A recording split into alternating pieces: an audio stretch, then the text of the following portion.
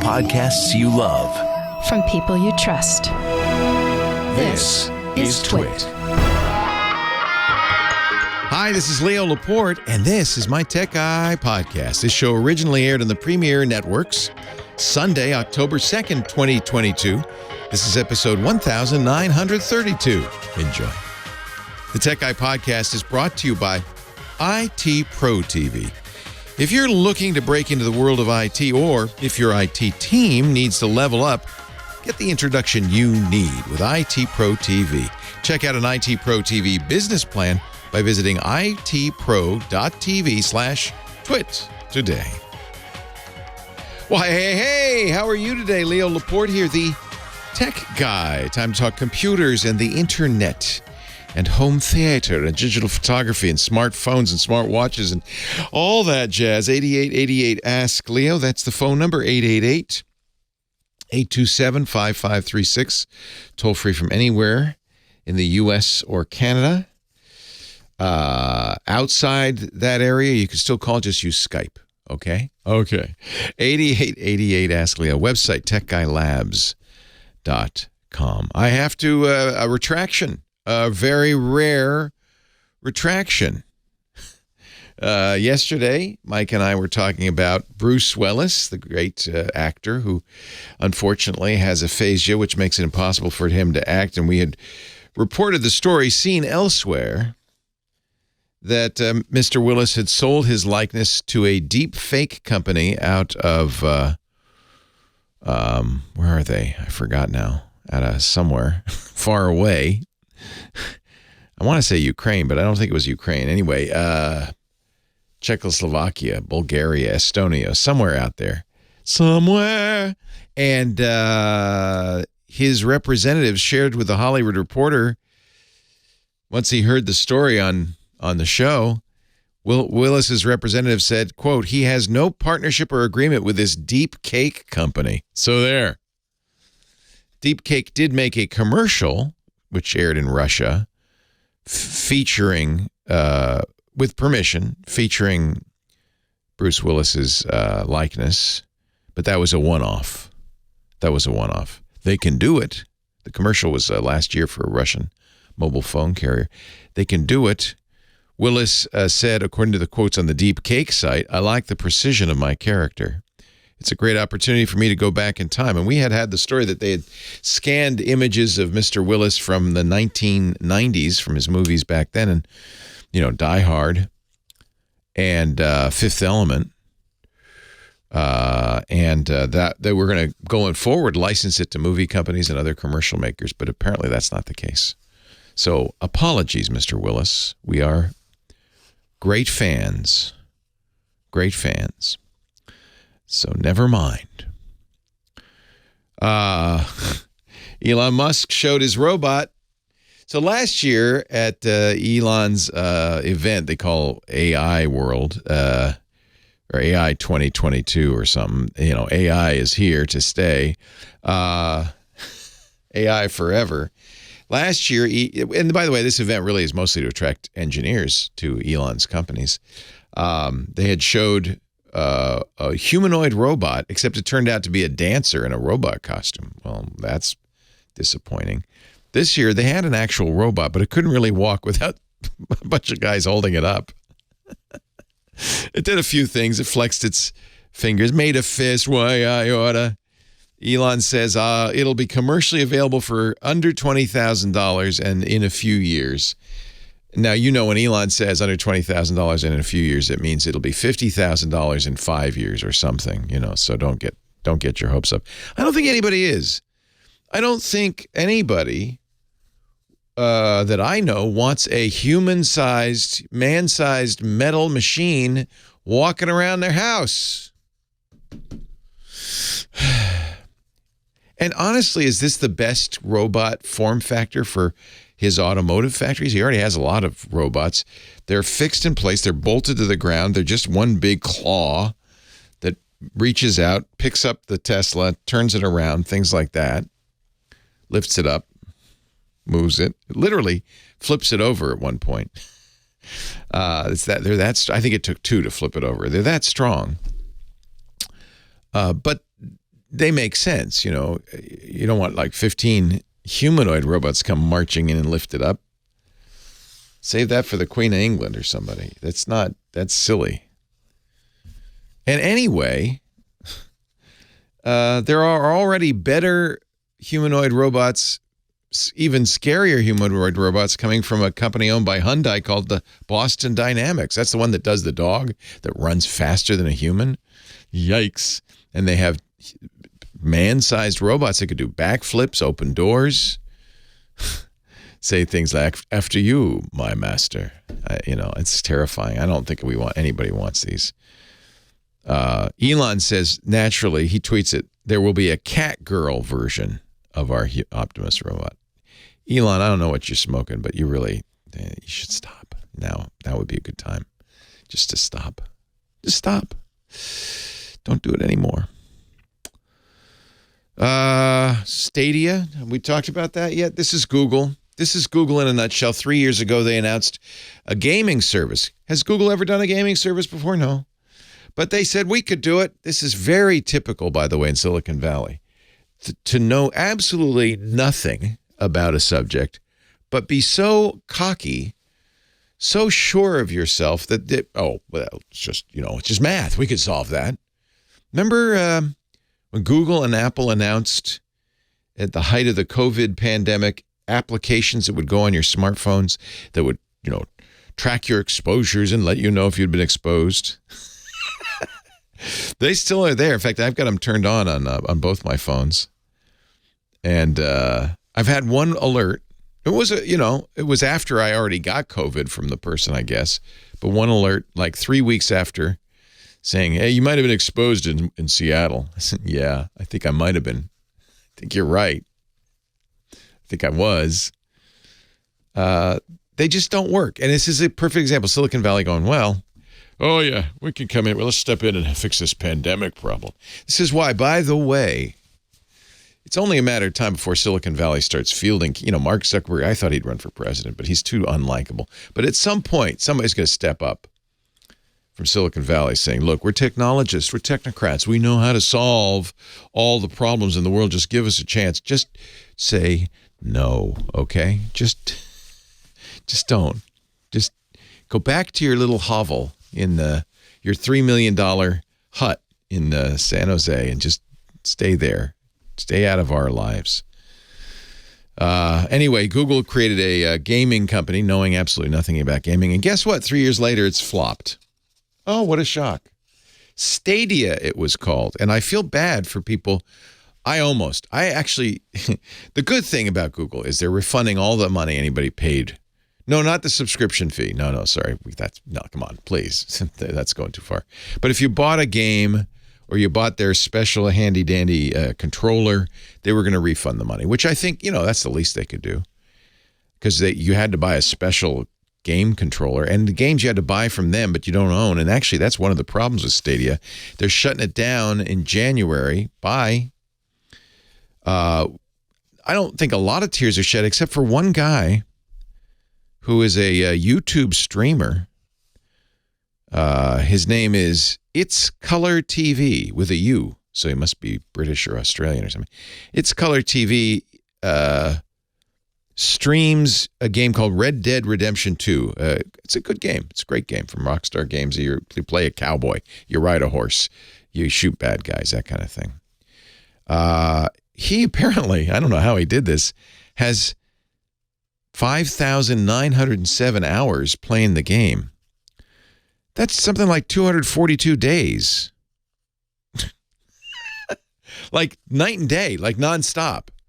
In 3 years of the how many 1,000 days in 3 years, a quarter of those have been spent playing that game.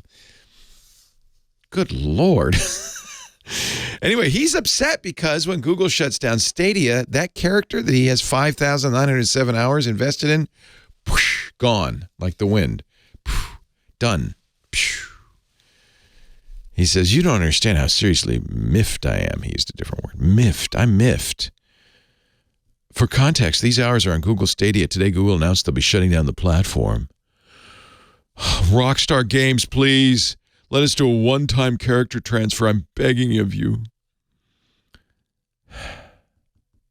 So we're hoping, we'll all watch with interest to see if this poor schmo who spent a quarter of his life for the last 3 years playing a game on Google, mistake number one, I could have warned him. Google never sticks with anything for very long, you know. They knew nothing about gaming, and lo and behold, what a surprise. Now they're killing Stadia. I hope you don't have 5,907 hours invested in. I hope you do have 5,907 hours invested in the Tech Guy Show. Thank you very much. And we will continue to increase those hours in just a moment. Call 8888 Ask Leo, 888-827-5536. I should calculate. This is episode 1932. What is 3 hours times 1,932? I'm pretty close to 6,000 hours of this.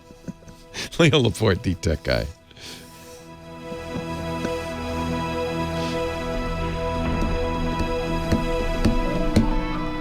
In the middle of August 23 will be episode 2023 for the Tech Guy. So I've spent 5,796 hours. I've actually spent fewer hours in the last 15 years doing the Tech Guy Show than this guy spent in 3 years playing that game. Now that's cuckoo right there. That just shows you how much, that's a lot of time. Yeah, I don't like it. Steam tells you how many hours. Valheim, I think it's 800 hours in Valheim. But, you know, that came out in February 2020, right? Or 2021.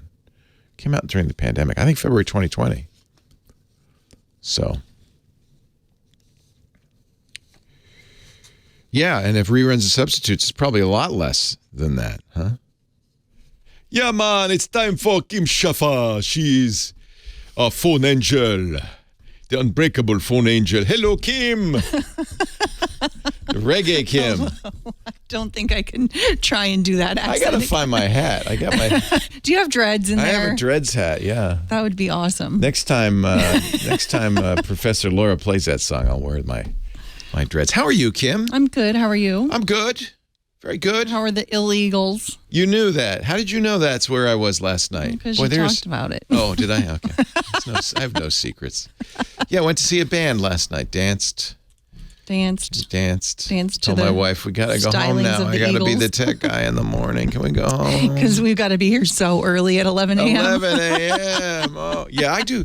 You know what? I have a club goer's schedule, don't I? Yeah. Go to work at 11. Go home at 4. Life's easy. It's not too bad. So, Kim, who should I talk to today? Let's go to Terry in Seal Beach. He wants to share a travel mishap. Something with a Google phone. Oh, okay. Thank you. Let's see here. What's going on? Thank you, Kim Schaffer. And hello, Terry in Seal Beach. What's up? Konnichiwa, Leo. Konnichiwa. And happy 1932. Ha! Yes. Did you know that's the year that the Sydney Harbor Bridge opened? Oh, that's a wonderful bridge. We wanted to cross it.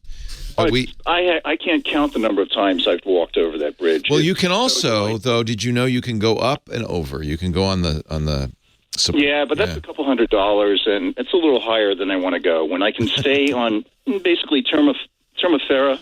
You know what? You know what? Termafera. That's where I live. Termafera.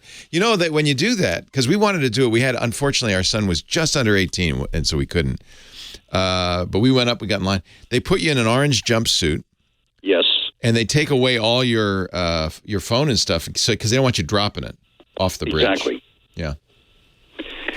Anyway, before I get to my travel nightmare, I've been listening to you for years, and I've decided that I want to nominate you for a Peabody Award for unique achievements in broadcasting. What? Yes, unique would be the word. And specifically, we're going back 6 months ago. I've been listening to Elton John's Rocket Man for 50 years now, since first released. Burning up here alone.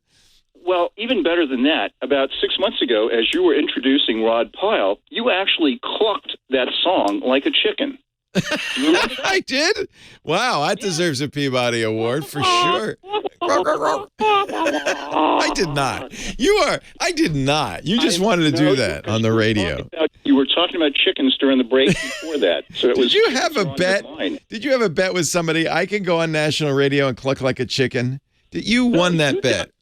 You did that. I did that, really? And that's why when I say I'm nominating you for a Peabody Award, I mean Mr. Peabody and Sherman. Yes. Because you also do an incredible Boris Badenoff impression, which is, in 2022, just as relevant as it was 60 years ago. Yeah, right, yeah. Well, it is, I guess, having the bad Russian accent still works, yeah. Yes. I think Anyway, you have discovered a truth, which is that I do this show in a trance. I have no idea what's going to come out of my mouth. Well, that's coincidental because I listen to your show. 6,000 hours in a trance-like state. That's me. Anyway, let me tell you about my travel nightmare. Yes. I switched 6 months ago. I switched to Google Fi and bought a Pixel 5a 5G. Good choice. Based upon your suggestion. I went to a remote island off the coast of Panama called Bocas del Toro, which I highly recommend. You would love it. I've never heard of it. It's the bull's mouth. It's traveling back 60 years in time. They don't even have running water in the entire area. It's sort of like the west end of Jamaica in the 1970s. Oh, that sounds, everything got built sounds wonderful. Anyway, 2 weeks after buying this phone on this remote island, it stops working. So I contact repeatedly Google tech support in India, which is terrible. Yeah. At one point, I even had a guy who I assume he was working from home because he had a baby on his lap screaming. Did you hear chickens? Every once in a while. It wasn't clucking like a chicken. Every once in a while, you'll call tech support and you'll hear chickens in the background. And then there I go again. And then you'll know he's working at home. Yeah. And let me tell you, I have heard this expression so many times. I truly love Kim because never once have I ever heard her say, "I am so sorry you're having this problem." Oh, but you heard that. You heard that from the chicken guy. Yeah. No, I heard that expression like probably 75 times in their script. So now, when you said stop working, was it the carrier stopped working or the phone itself just bricked itself? Well, I couldn't really tell. And after I got backstage... Had you moved into Bocas del Toro? Were you going to stay there? No, I was only there for about a week. Oh, okay. So it died there, but you came home and it still wasn't working. Okay. Of course, Google refers me, because this 2-week-old phone is in warranty, they refer me to a place called... I break, you fix, yeah. Or, well, I can give you an alternative to that. You bring, I break. Yes. They repeatedly kept trying to get me to buy their warranty service. No. And then finally, when they understood the word no, they said, okay, it's a broken screen. And I said, well, how can it be a broken screen? It's not a broken it never screen. left my pocket. So anyway, I was less than happy with the way that I was treated by... But it was a warranty repair. You didn't have to pay anything for it, right? I did. But luckily, I had it on a credit card that reimburses me for cellular phone repairs. You know, these things break. Look, they're... They, it could be, they make millions of them, and, every few phones, something went wrong, and it didn't break probably in your pocket. It probably was mismanufactured, which is why Google should completely pay for it. Well, I agree, but, I never dropped it or anything. But Yeah. But the problem is they don't know that, so you have to somehow prove the negative. It was never dropped. It's your fault. Thank you. Yeah. Guilty until proven innocent. Right. Anyway, the bottom line is I dropped Google Fi like a bad transmission and went back to my old carrier, which was Consumer Cellular, where all of their tech people are in Oregon. They all speak English. I've never had a baby cry in the background. But the problem is, because I'm beginning to start traveling again, and after this thing called the pandemic, Consumer Cellular obviously has no overseas. No, and that's the advantage of Google Fi. If you don't want Google Fi, try T-Mobile. But I got to tell you, none of these big companies have great tech support. This is pretty normal. Sam Abuelsamid, our car guy, coming up next. Yeah, I'm not surprised Google has terrible tech support, to be honest. Well, and the problem with I just got back literally less than 48 hours ago from Spain, And I have bad news for you. There is no more Iberian ham left. What? You ate it all? I ate it all. Oh, I am disappointed in you. You didn't even leave one little bit. I signed up for an eSIM international SIM card. Yeah. But Pixel 5As do not accept eSIMs. So I have to buy Lord. a local SIM card. I'm getting ready to spend the month of December in Australia again, and I'll have to buy a different SIM card down there. The problem is I can get data, but I have no phone or text ability. Oh, well, because that's I have a different phone number for that country. And I had a Google Voice number, but I can't access it anymore. And I was just wondering if I sign up for a new Google Voice number, will it work overseas, or do you have any alternatives? No, in fact, well, it might, but they say specifically don't do this for overseas phone calls. It's okay for U.S. to overseas, but don't be in Spain or somewhere using Google Voice to call the U.S. They say specifically that that's not. Let's see. Well, I take it back. No, there are some countries that it supports: Canada, Denmark, France, the Netherlands, Portugal, Spain, Sweden, Switzerland, and the UK. Do you have any alternative suggestions of how I could still access one of my own phone numbers overseas? Yeah. I think what people do is they get a carrier in the U.S., because that's who owns your phone number, that works overseas, and then you'll either buy, if you get Verizon, for instance, you'll buy their international day-by-day expensive plan. T-Mobile has a very good plan. That's why I had recommended Google Fi to you initially, and I use Google Fi traveling all the time, and it's just like you haven't left the country. The phone number is the same, and as you know, and the data is the same. I'm sorry you had a bad phone, but that's not really a reflection on Fi. You may not want to deal with Google ever again. Well, I also had problems with Fi because, strangely enough, after I ported over my number to Google Fi, text messages were going to my old phone that was still registered to my old carrier. That may be an issue with the carrier. The number porting, they don't like to do it, and they may not have done it properly. I don't know if that's they didn't. That's not a Fi. Probably about 5 or 6 people who kept telling me they were so sorry I was having this problem. Yeah, I finally got somebody who did fix it. Yeah. Anyway, can I recommend 2 books before you go to Sam? Certainly. And you may have read both of them. The first one is called 2034, A History of the Next World War, co-written by Admiral Stavridis, whose name I can never pronounce. Yeah, I know who you're talking about. Stavridis, it's a fascinating book. And one of the fascinating things is in there, it's so plausible. And one of the things in there that I thought about you when I read it is they talk about, as the United States and China are going to war, Vladimir Putin, who is in his 80s by this time, sends out the Russian fleet, and they cut the 10G cables in Europe to the U.S. See, I don't think it's going. We're going to have to wait till 2034. That may come faster than we think. Before that. Yes. What a shocker. Anyway, I highly recommend What's the other one? The other one is called Gangsters of Capitalism. Smedley Butler, The Marines and the Making and Breaking of America's Empire. Wow. Which is based upon a true story about this guy, Smedley Butler, who was a highly decorated Marine in the First World War, who went to Panama, went to Cuba, got involved in all of these imperialistic... this reminds me of something Dvorak used to always recommend, the Confessions of a... what was it? It was a guy who would go from country to country and encourage them to spend money with U.S. corporations. This sounds very similar. I'll have to read it. Well, that was the thing, is in the 1930s, after Roosevelt was elected, there was a cadre of high business interests involving the DuPonts in that. Yeah. I have to run. Got to run. Thank you, though. It's great to talk to you, Terry. I'll look at both those books. The Tech Guy Podcast brought to you today by... my friends, these guys, I love these guys at IT Pro TV, guys and gals. I've known IT Pro TV since they started back in 2013. In fact, they contacted us right away. They've been advertising ever since. They are the place to get your IT training, right? Much better than a classroom or a technical college. Much better than doing it on your own.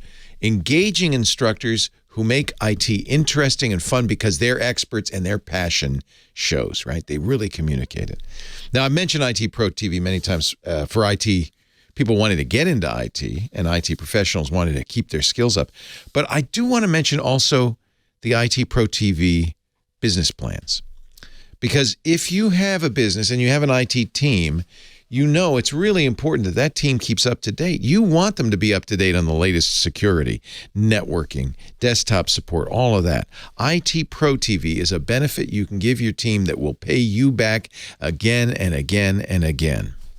And because the tech industry changes so rapidly, it's evolving, it's constantly changing, your team has to be trained regularly, right? When a new software release, system upgrade, or cyber threat faces your business, IT Pro TV is on the spot. They have 7 studios running Monday through Friday all day, creating the newest, freshest content. So that 5,800-hour library of on-demand IT training is always up to date. Always got the latest training. You get trainings and certs for your team all done in one place. Every vendor, every skill you'd need for your IT team. Microsoft, Cisco, Linux, Apple, security, cloud, so much more. Ranging from technical skills to compliance to soft skills as well. They've got marketing classes. They've really covered the waterfront. A business plan is designed for you and your team so that you can track their results. You can make assignments.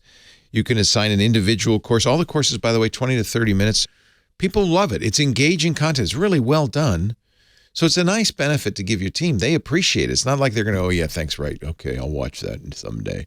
No, they really do. In fact, 80%, IT Pro TV sent me the stat, 80% of all IT Pro users who start a video finish it. 80%, because it's so good, so engaging. You could manage seats, assign and unassigned team members. You can access monthly usage reports. You'll see metrics like logins and viewing time and tracks completed. You can manage your subsets of users. You too, you need to take this course. Or teams, you can give them customized assignments. Of course, you can monitor their progress. You'll get reports, beautiful visual reports, in fact, on the usage of the platform, which is nice because then you can show the boss, hey, see, their guys are really doing it. I think IT Pro TV is fantastic. Whether you're an individual looking to get into IT, an IT professional looking to recertify or get new skills, or a business looking to keep your IT team up to date. Give your team the IT development platform they need to level up their skills and enjoy every step of the way. And that's kind of important if they're going to do it, right? For teams of 2 to 1,000, go to itpro.tv/twit today. That's itpro.tv/twit. And please do me a favor, use that address so they know you heard about it from us. That's all I ask. itpro.tv/twit. Thank you, IT Pro TV. It's time for Car Guy Sam Abuelsamid. Our car guy comes to us from Guidehouse Insights, where he's a principal researcher. He also is a host of a fabulous podcast, Wheel Bearings podcast at wheelbearings.media. And he's sitting in front of a beautiful, is it an electric vehicle? What are you sitting in front of? It is electric. This is actually, it's a concept that Volvo revealed last year called the Recharge concept.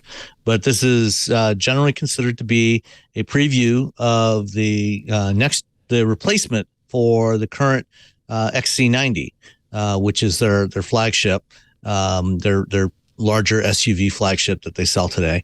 And over the last couple of weeks since we last talked, Volvo has started trickling out some details about the EX90, which is what they're calling it. That's the first thing that they revealed, is that the name will actually be the EX90, given that it's electric. So that kind of makes sense. This is an all-new platform that they're using for this. It's a dedicated electric platform. There won't be a gas or diesel engine version of this or a hybrid or anything like that. It's electric only going forward for Volvo. And there's going to be a lot of interesting technology in this. And one of the things about Volvo, the Volvo brand, for going back almost to its beginnings, for many, many decades, Volvo has really been all about safety. And so that trend or that tradition is continuing with the EX90, and they're going to be introducing a number of new technologies on this thing. They already last year confirmed that it will come standard with LiDAR as part of its sensor. Really? Oh, that's interesting. Safety sensor suite. Yeah. They're using a LiDAR from a company called Luminar, their Iris LiDAR sensor, and it's mounted at the top of the windshield. Is that for self-driving mostly, or?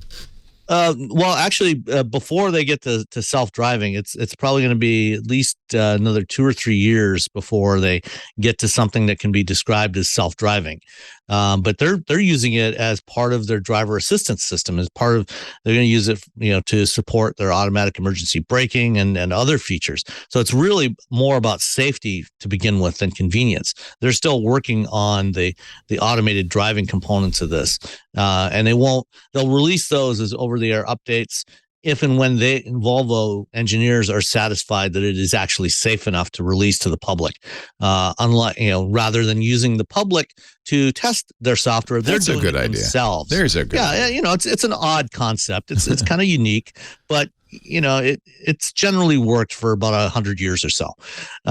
So they will be gradually releasing. They want to eventually. The goal is to get to automated highway driving, a highway pilot system they call it, where you can completely tune out. You don't have to pay attention. You don't have to watch the road. You can take a nap, whatever. That's the long-term goal, but that won't be there when the car launches. Probably going on sale early 2023. They will be doing the full reveal of the production version on November 9th. There's also a version, a vehicle based on the same platform from Polestar, which is a spinoff of Volvo, which we've talked about previously, that will actually be revealed on October 12th. And it'll have much of the same technology in it, if not all of the same technology. There's a couple of particular tidbits I wanted to talk about with the EX90. The first, they, like a lot of companies right now, like a lot of automakers, Volvo is going to start putting in infrared driver monitor cameras that look at the driver and look to make sure the driver is paying attention. GM was the first to do this. You and I experienced this back about 5 years ago. That Cadillac. On the Cadillac. You've got it in your Mach-E now.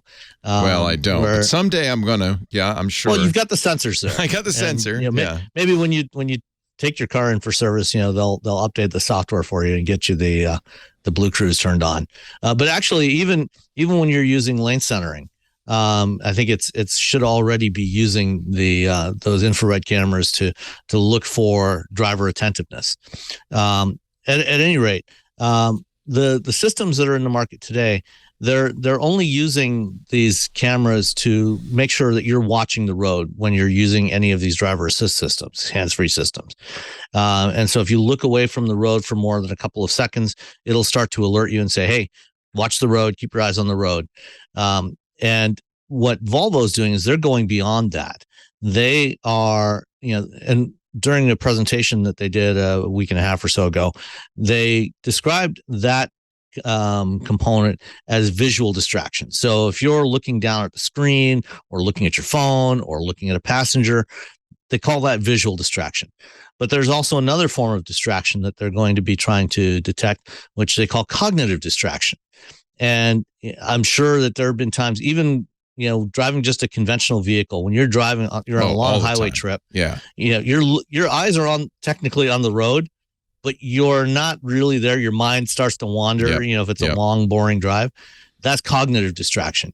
And they haven't revealed exactly how they plan to do this yet, but they are working on logic to use the camera to detect that kind of cognitive distraction. In addition to being able to detect if you're drowsy and if your head's kind of bobbing around, then you might be tired or impaired. They're looking for those sorts of things. So all of these sorts of things. The other thing that they're doing in the cabin of the vehicle is they are installing radar sensors. And I think we talked a few weeks back or a couple months ago about a concept that Toyota has using an imaging radar sensor from a company called Vyar. They put it in a Toyota Sienna, and they're also using it in the Sienna minivans that they're equipping for automated driving for companies like Aurora and May Mobility. To detect if there's an occupant in the vehicle. But that's a development vehicle. The EX90 will be the first production vehicle to have interior radar that looks for occupants left in the vehicle, and it can detect motions as small as 1 millimeter. So if there's somebody in the vehicle, they can detect if that person's breathing, so to determine if it's a living person there, or a doll left behind, or some other object left on in the back seat. And what it'll do is if it detects that there is a living person still in the vehicle, when you get out of the vehicle, if you try to lock the doors, it won't lock the door. It won't allow the door to lock. So and it'll give you an alert that, hey, somebody's being left behind. Make sure you check out what's going on here. And what if it's just a backpack in the back seat? Well, a backpack is going to be completely stationary. It's probably not going to be breathing. Okay. Hopefully, it's not breathing. Yeah. And so if it's an inanimate object, then they'll be able to distinguish that, and they'll ignore that. So they're looking for living people. Is this a really common thing? All of a sudden, that all the car companies are trying to protect us from ourselves? Because my car has the same thing: backseat alert. When I get out of the car. And this, I turn it off because I don't have children or dogs. Right. Well, and that's the thing. There've been several hundred incidents over the last 20 years of, excuse me, what they call hot child syndrome. A child left in the backseat of the car on a hot day. It's just puzzling because sitting in the car manufacturers fought seatbelts for so long that all of a sudden they care. I guess it's good. It's good PR, right? Well, yeah, it's good PR, but it's also it's a good. I'm not against it. Evolution. Yeah. Okay. It seems like, how much do you think it costs to put all those systems in? Not that much. It's not that expensive. Yeah. And this, as we get scale, as we start to apply this across the board on all vehicles, the cost will go down quite a bit. Yeah. So it's probably not more than $100 or so per vehicle right now, and it'll get a lot cheaper as we start to apply it standard across everything. I'm not against safety. Don't get me wrong. It's just it's an interesting hill they've decided to defend. Sam Abuelsamid, Guidehouse Insights, Wheel Bearings Podcast, regular right here. Thanks, Sam. Thank you, Leo.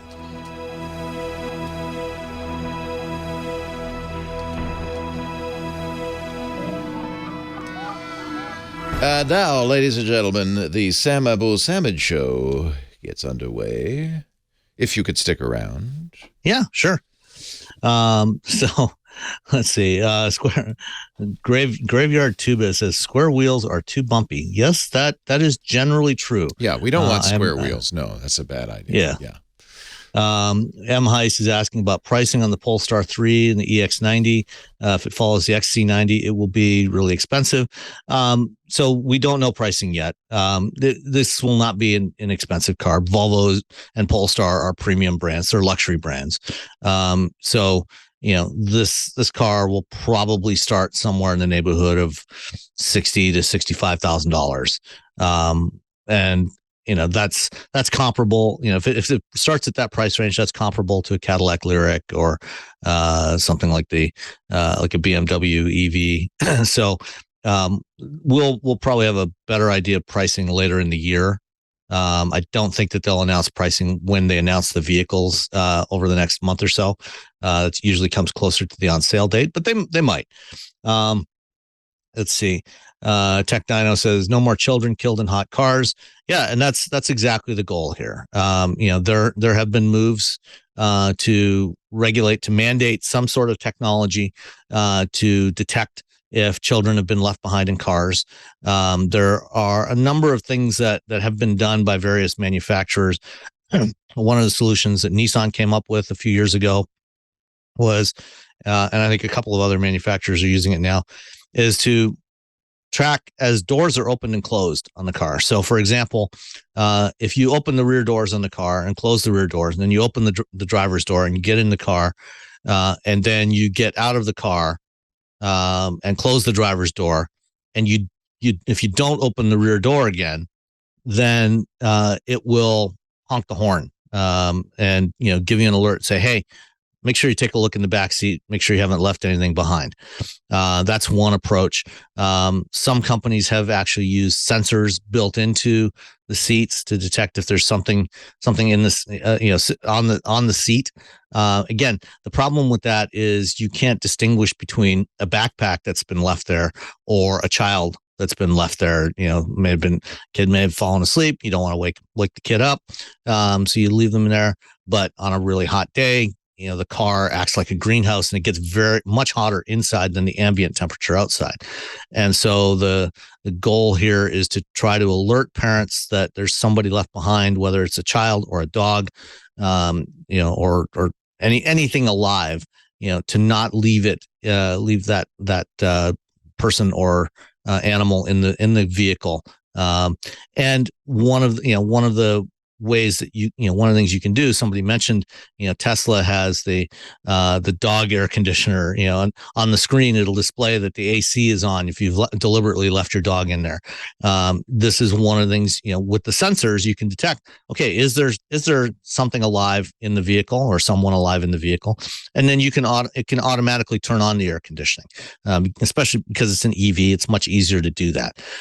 So that's one of the things you can do. What Toyota also did was do a cascading series of alerts. So first it'll send a text message to your phone, then it'll send a text message to other family members. It can put up a message, on your Amazon Echo Show, and finally, if nobody responds, it can send an alert to local emergency responders that can come and check it out and make sure there's nobody left behind in the car. I predict this will not cut the number of children who die in a car down by one child.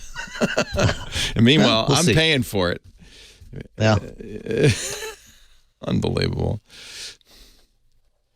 The 1930s are here.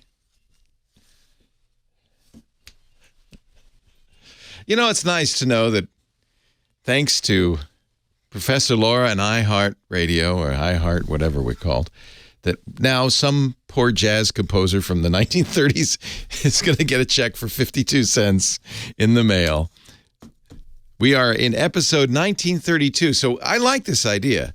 Professor Laura is playing a song from that year, and every time, next time it'll be 1933, then it'll be 1934. Get it? 1935 after that. How long before we get to the 60s? It's going to be a while, I think. 8888 Ask Leo, the phone number 888-827-5536. Toll free from anywhere in the U.S. or Canada.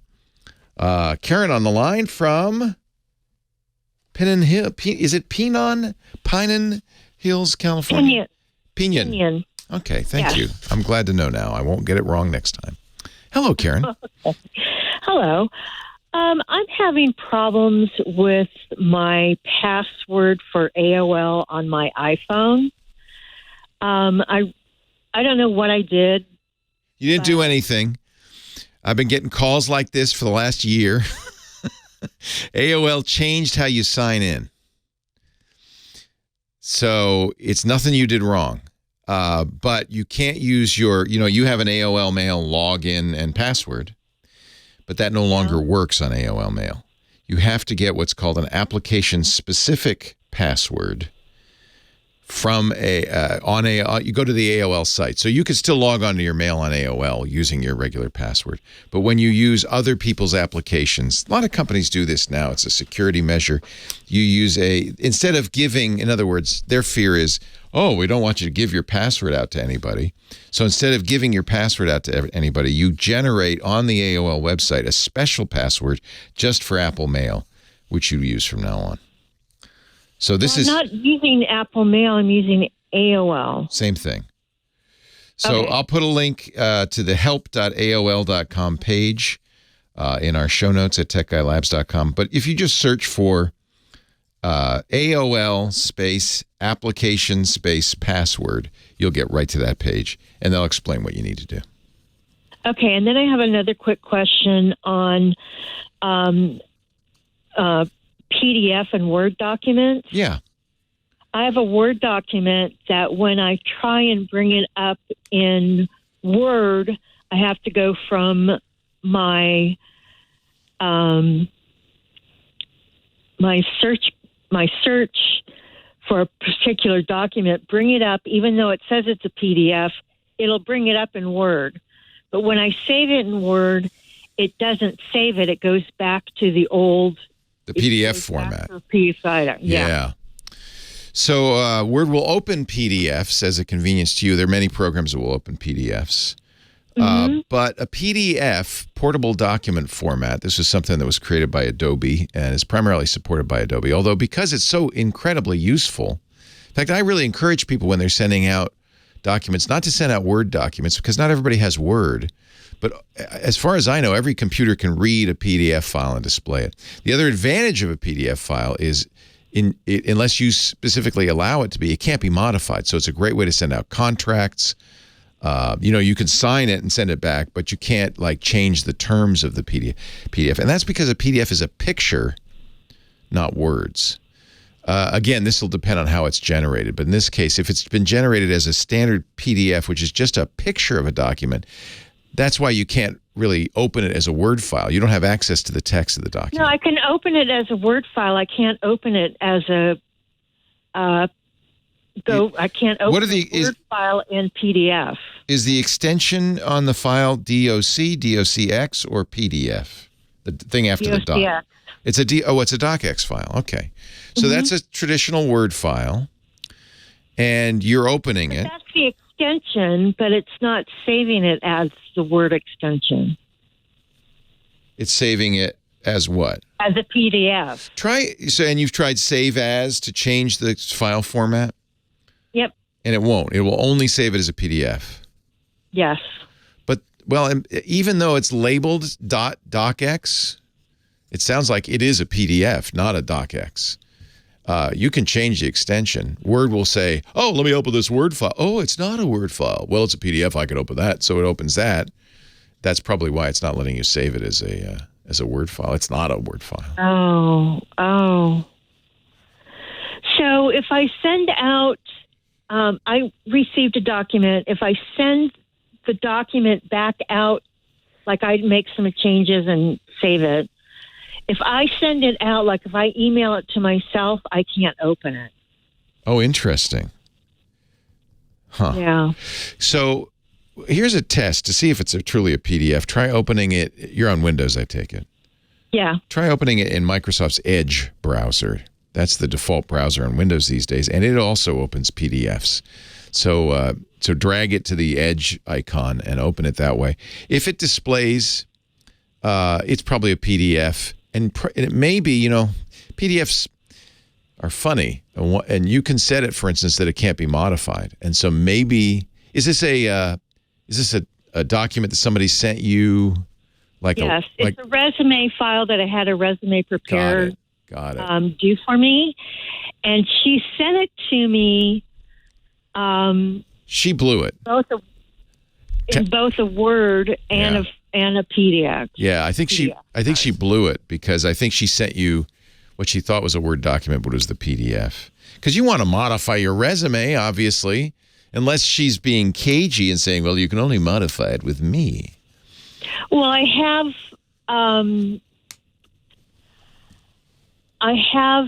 know that she had changed. So I think there are programs that will take a PDF and convert it to Word. In fact, Adobe. I've already sent out those resumes. All those resumes won't open up, will they? They might open up as PDFs, but changes you made may not appear. Yeah. So take the file that you were sending out and open it in Edge and see if the changes took. Okay. That's the first thing to do. Okay. And then Word should be able to save it as a docx, but you'd need to explicitly in Word go, I don't know if it's an export command or a save as command, but you need to look at the file format as you're saving it and change it to a document. But this is only possible if she made it. See, she may have screwed up and made it so that you couldn't modify it. So that's, PDFs can be locked. And that's because you often use them for documents like contracts. So you don't want somebody to modify a contract surreptitiously on page 37 in the fine print. So you lock them. And she may have inadvertently, or perhaps this is her business model, advertently made it so that only she can change it. So just say, hey, I need a plain Word file, not a PDF. And what I got here is a PDF, even though it says docx. You should be, she should provide you with a modifiable file. That's very important.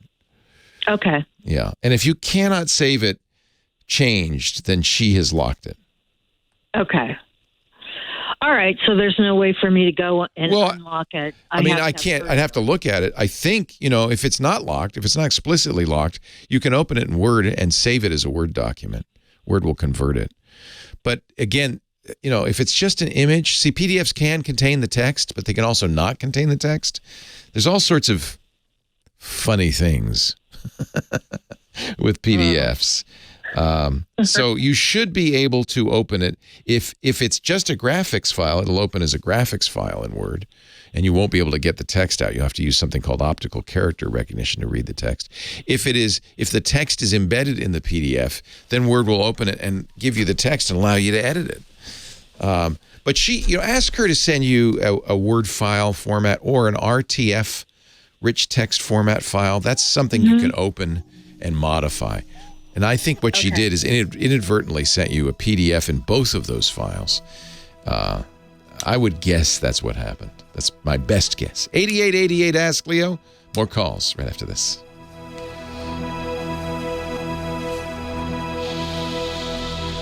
It's because PDFs have varying capabilities. That's the problem. And she might have done something weird.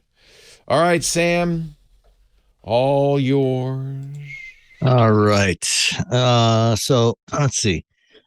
Big Island asked in the chat room why cars dedicate so much space on the dashboard to the RPM gauge, or tachometer, as it's known. First of all, as we move to electrification, that won't be a problem anymore. You don't get a tach with an EV. But traditionally, the tach has been used as an indicator for the driver to when to shift gears. For a long time, actually, especially on American cars from the 60s through about the 80s, a lot of cars didn't have a tachometer at all. As we started getting more performance vehicles again in the 1980s, the automakers started adding them back because more enthusiastic drivers wanted them. You certainly don't have to use it. One of the advantages with many modern cars that have a digital dashboard is you can usually reconfigure it. They usually give you multiple themes to choose from, so you can usually get you can select from a more detailed with all the gauges on there, like oil pressure and temperature and tachometer and speed and everything else. Or you can often switch to a more simplified display that only shows you your speed and warning lamps and turn signals and things like that, and doesn't really show you any of the ancillary information that you may decide you don't need. As I said, this is a problem that's going to go away over the next several years as we shift more and more to electric vehicles. It's just kind of tradition, is what it comes down to. Let's see. Somebody also asked about cars that are still available for the $7,500 federal tax credit, plug-in vehicles that are still eligible between now and the end of the year. So, from the date that the Inflation Reduction Act was signed into law a few weeks ago, once the law went into effect, one thing that changed is that only vehicles that are assembled in North America, only vehicles assembled in North America are eligible for the tax credit now. So that means that EVs from companies like BMW, Hyundai, Kia, numerous others that are built outside of Canada, the US, or Mexico, are no longer eligible. So only vehicles that are still under the 200,000 sales cap, which is still in effect until the end of December, and are also assembled in North America, are eligible. So that means Tesla, GM vehicles are not eligible. Ford vehicles, such as the F-150 Lightning, the Mustang Mach-E, the E-Transit are eligible. Also, some plug-in hybrids like the Ford Escape plug-in hybrid and the Lincoln Corsair plug-in hybrid, the Jeep plug-in hybrids, the Chrysler Pacific, the Grand Cherokee and Wrangler 4xe models, and also the Chrysler Pacifica plug-in hybrid are eligible. And a couple of BMW models, the BMW X5 plug-in hybrid, which is actually assembled in South Carolina. Those are eligible. And also Rivian and Lucid vehicles are also eligible. It's a fairly short list right now. It's actually probably not going to be a whole lot longer in January when all the new rules go into effect, because under the new rules, the vehicles have to be assembled in North America, and they also have to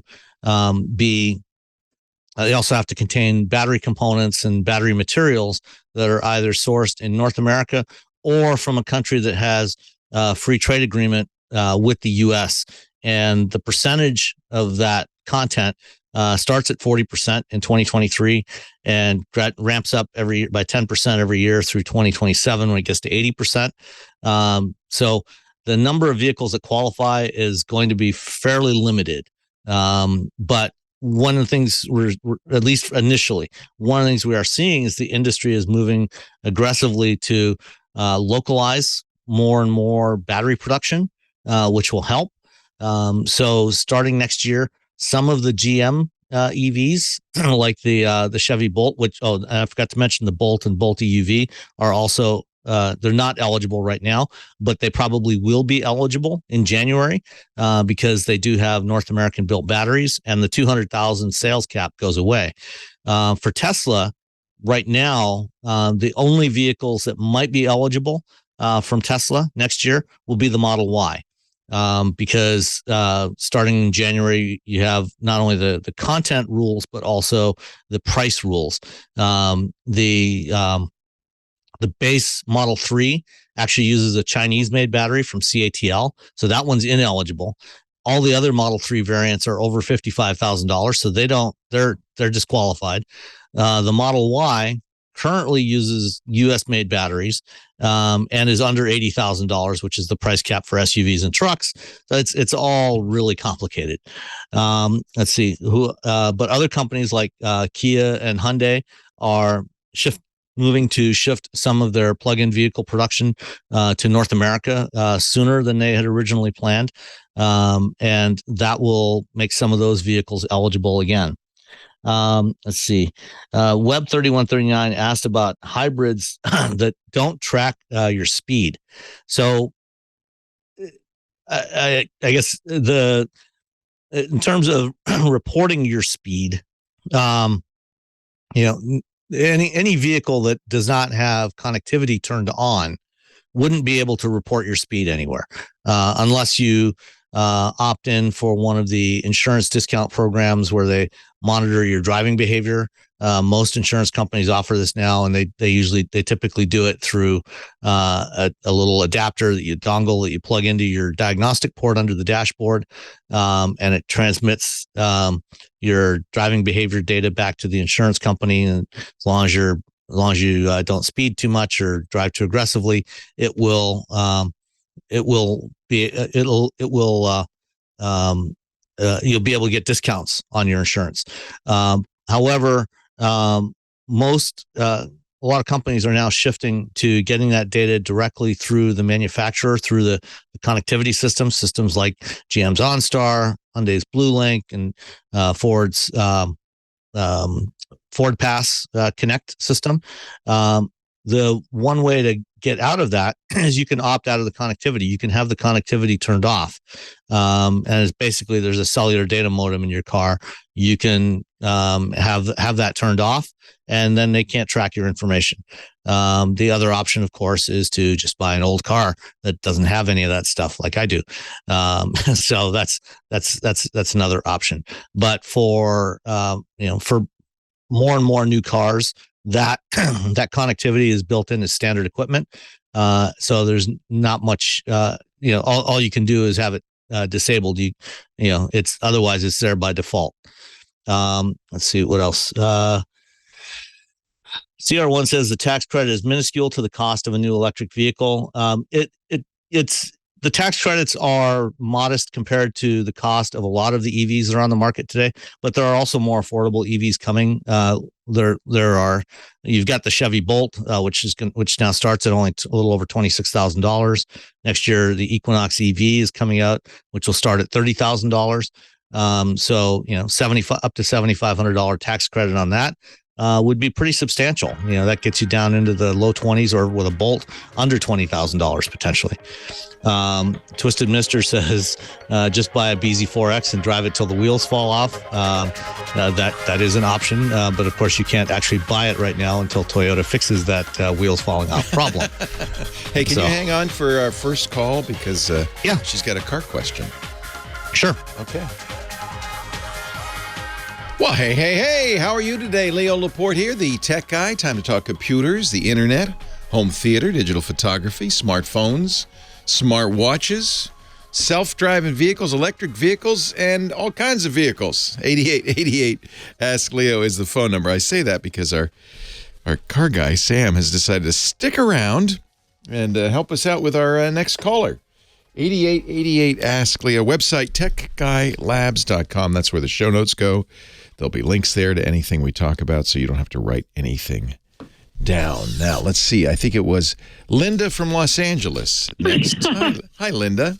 Hi, Leo, and hi, Sam. So your show producer wants me to rename myself Leadfoot in Los Angeles. Leadfoot in L.A. What? Why is that? Well, I'm the one who posed the question about the car tracking our driving. Oh, you want to drive real fast, and you don't want anybody to know. Well, no, let us say it differently. My first real love was my Datsun B210. Fantastic manual, sporty little vehicle. Pan. Yeah, it was fantastic, and I passed everything on the freeway.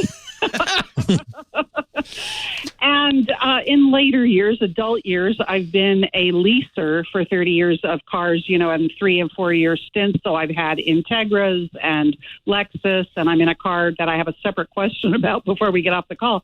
But the reality is, for decades, I drove 72 miles an hour because that's how fast the car wanted to go. Didn't matter what the officer. Now, tell me, how exactly do you manage that in the Los Angeles area? Bingo. So now I have discovered everybody is driving 80, so I can go, fine. At least I'm at the right speed.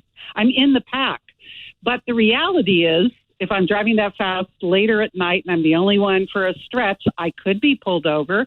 And that's why I want to know if, the cops can not just hit you with their speed gun, but literally ask the car, how fast was this woman driving? Yeah, no, they cannot get real-time data from your car, at least not yet.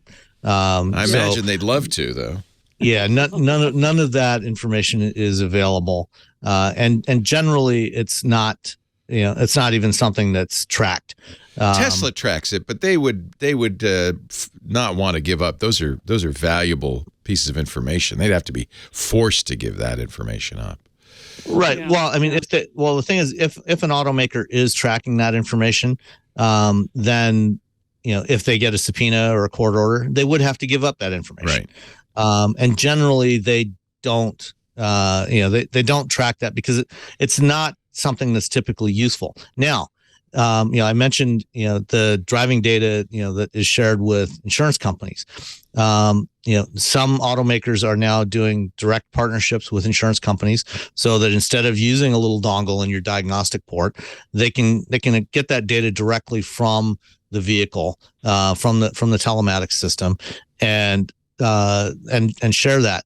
But that's not something that's going to be in real time. That's not real time data. So a police officer is not going to be probably for the foreseeable future. A police officer is not going to be able to get that information and use that to track your speed. And in fact, it's going to be a lot easier for them to just use a radar gun to do it. Yeah. It'd take a lot less time. So if you're in the middle of the pack, just stick in the middle of the pack. Just don't try not to stand out too much. Now I know why my wife calls me. It says I drive like an old man. I drive 5 miles over the speed limit max. Never. Actually, I usually set my car 5 miles. Yeah. Look, I have people who say to me, "Oh, you drive really aggressively." I say, "No, I drive like an assertive Italian." It's very simple. You know? In that Datsun B210, I love it. But having spent time on the 405, I'm shocked that you managed to find a way to drive 72 or late at night, or anything over about 27 on the 405. No, Sunday morning 9 a.m. you can experience it, or on the free the 134. These little I mean, once you get off the highway, up into the canyons above Malibu or Angeles Crest Highway or something like that, you can certainly do it. Are speedometers accurate? By the way, somebody in the chat room saying they're inaccurate. They're about 10% over. Is that right, Sam? It varies. It I depends, think mine's pretty depends accurate. on the car. It's digital. I'm sure it's accurate. It's precise. That doesn't mean it's accurate. There's a difference between precision and accuracy. That's what I told the cop. I've got another question. Okay. And this one is completely off the rails. I am leasing a car. I will not name the maker or the model. But since the day I got this car 3 years ago, 93% of the time when I get out of the car and I reach for the door to close it, I get a shock. And I'm pissed, as you can imagine, but I have no idea what to do about it. So it's been 3 years of figuring out how to muffle my hand or my elbow or whatever, because I literally get a shock. Well, there's a short somewhere, right? That sounds like it. Does the car have cloth seats? It has like a funny sporty thing, and I thought, you think it's static? It could be static. But here, it doesn't matter what I'm wearing. It happens. Well, and static feels different than an electric shock, right? I mean, static is kind of a quick buzz. Electric is kind of a weird lower frequency vibration. No, this is a static shock, but God, every time you get out of your car. Well, maybe your carpeting and your shoes are interacting. Maybe you should take those Manolos off and just use your bare feet. Try wearing a rubber suit and see what happens. So it's a static shock. Do you see a spark jumping sometimes? Oh, I had a hell of a shock with blue spark, etc. last week. Wow. It was like, okay, this is beyond ridiculous. Yeah. Do you have a tendency to kind of move around in the seat a lot? No. As you're driving? I do what most of us do, which is turn 30 degrees to put your first leg out and rise to get out of the car. Yeah, that shouldn't cause a problem.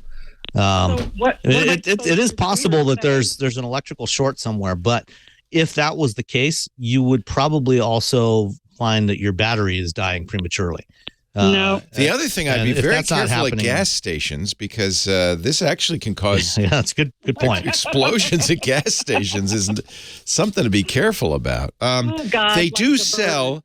And computer folks often use this. You have to be in a dry climate to get this kind of shock, but which you are in, obviously. They do sell anti-static sprays you could spray on the seat and the carpeting of the car, and I bet you that would help. I'll give that a try. It's actually basically Downy or something like it. and it just reduces the static. And if you do computer repairs, for instance, you'll use that on what you want to do is ground yourself, but you might use that also on the carpet. That's the other thing. You get one of those. Go to an electronics store, get a grounding strap, attach it to the frame of your car, and then you'll never have this problem again. What does one attach at the other end to? Just drags on the ground? Framing of your car. That's a sufficient ground. Something drain metal. It off. Something metal, yes. No, don't do that. No. Now you really have too much to explain to the CHP. Well, yes, I am driving a little fast, but it's because I'm handcuffed to the vehicle, officer. Right. It's like, yes, officer, please open my door for me. Yeah, you do it. You do it. You open the door. That's it. Just get your friends to open the door. Be my guest, for you. officer. Yeah. Oh, God. That's an interesting problem. Try it. Believe it or not, they do sell anti-static sprays that probably help. Got it. And so just to close out the issue of speed tracking, if we have the connectivity turned off, meaning, like you say, no, I don't want the subscription for Gold Star or whatever these programs are, or do you have to take it to the dealer and say, I need you to turn off the connectivity? No, they can turn it off remotely. Okay. And once they do that, once they turn it off remotely, if you do want to turn it back on, then they have to have physical access to turn it back on. At least with all the systems I've ever seen. So they can't turn it on remotely. If once the data modem's been turned off, they can't remotely reach in and turn it back on, but they can turn it off remotely. Okay, and then the insurance company may want you to put a doohickey in or offer you a discount in your insurance, and all you have to do is say, "No, I'm not going to install that." Yeah, it's entirely opt-in. You won't get the discount, obviously, but you just say no. Exactly. Linda, you're or you just drive an old car like I do, which doesn't even have a diagnostic port to plug into, and you're all good. How old a car are you in? My car's 32 years old. 1990. Darn it. Look, you find me a Datsun B210 in workable order, and I'm going to join you. They are so cute. I think if you check Bring a Trailer, you could probably find one on there that's way too expensive. I could see you driving around. What color was your B210? Well, it came in that horrible burnt orange, and I took it to Earl's 5, and I gave them $99. $99.95, you bet. Exactly. They painted it midnight blue with like this sparkle effect, and it was a stunningly beautiful Oh, my gosh. Was it a fastback? Was it one of the fastbacks? It was a hatchback. With the little triangular windows. It was not a Toyota. It was a Datsun. It's a Datsun. I remember those very well. It must have sounded. I just found a 1977 B210 4-speed that sold last December for $9,200 on such a deal. Trailer. Such a deal. Yeah. Well, there's one here. Take it to car shows. Yep. You'd be a hit. There we go. Linda, thank you for calling. I appreciate it. Sam, thank you for sticking around a little extra. Yeah, no problem. Appreciate it. Leo Laporte, the tech guy. 8888 Ask Leo. More calls coming up in just a little bit. Yeah, here's one 1977 B210 hatchback in that beautiful mustard yellow, $10,000. Bring a trailer. Leo Laporte, the tech guy. I love it. I love it. That is a good-looking car. That's a good-looking vehicle. Look at that. That's the color she had, I think. Probably, yeah. Wow. 1976. Look at that. Like a bat out of hell. Probably sounded like a sewing machine when it was at full speed. Probably. Yeah. Unfortunately, the downside of Bring a Trailer is that you can't drive it away. Really caused prices on some of these old cars to just get totally ridiculous. Why? I mean, there is no way this car is worth $10,000. Why? What does Bring a Trailer mean? It won't drive? It's a website. It's owned by Hearst. And it's part of Hearst Autos. So the same group that owns Road and Track and Car and Driver. I get it. And what they do is, not everybody is allowed to list their cars on there. They're selective about what cars they list for auction, and they then they have to get really good photos. They make them look really good. I've watched the car auctions on TV. Those, I bet you have also raised the price. Classic car prices have just gotten absurd. Yeah. The best vintage and classic cars. Oh, this is what Henry wants. He wants, not a Land Rover. He wants a Jeep, or not a Jeep, what's the thing? Bronco? Bronco, yeah. I always want to say, what's the thing OJ drove? He wants a Bronco. Like the 90s Bronco, or I think the old first generation I told him, Broncos. get the new electric Broncos when they come out. You'll be very happy. And there's a couple of electric Jeeps coming in 2024. Here's my next car, the Amphicar Model 770. Look at that. You can drive it right through a hurricane. It's a boat. It's a car. It's a boat car. I love it. Not very good at either one. Jack of all trades and master of none. Master of zero. Yeah. But boy, you sure look good driving it around in the water. I guess. Scooter X, your friend has a Bronco he's selling for $1.5 million? No. Are you teasing me? Let me find a Bronco here. Maybe 150. Yeah. LBJ had an Amphicar he'd drive. Oh, look at these. So what's the classic era? The 80s? Yeah, like the OJ style Bronco would be the one on the bottom left there. The one above it. That's the Bronco 2. That's early 90s. The second generation. Yeah, well, so that was based on the original Ranger pickup. The top row there. Yeah, the top left. Yeah. Now all I need is a white one. Yeah. There we go. Well, they're not too expensive, actually. I mean, they are because they're 50 years old, but yeah.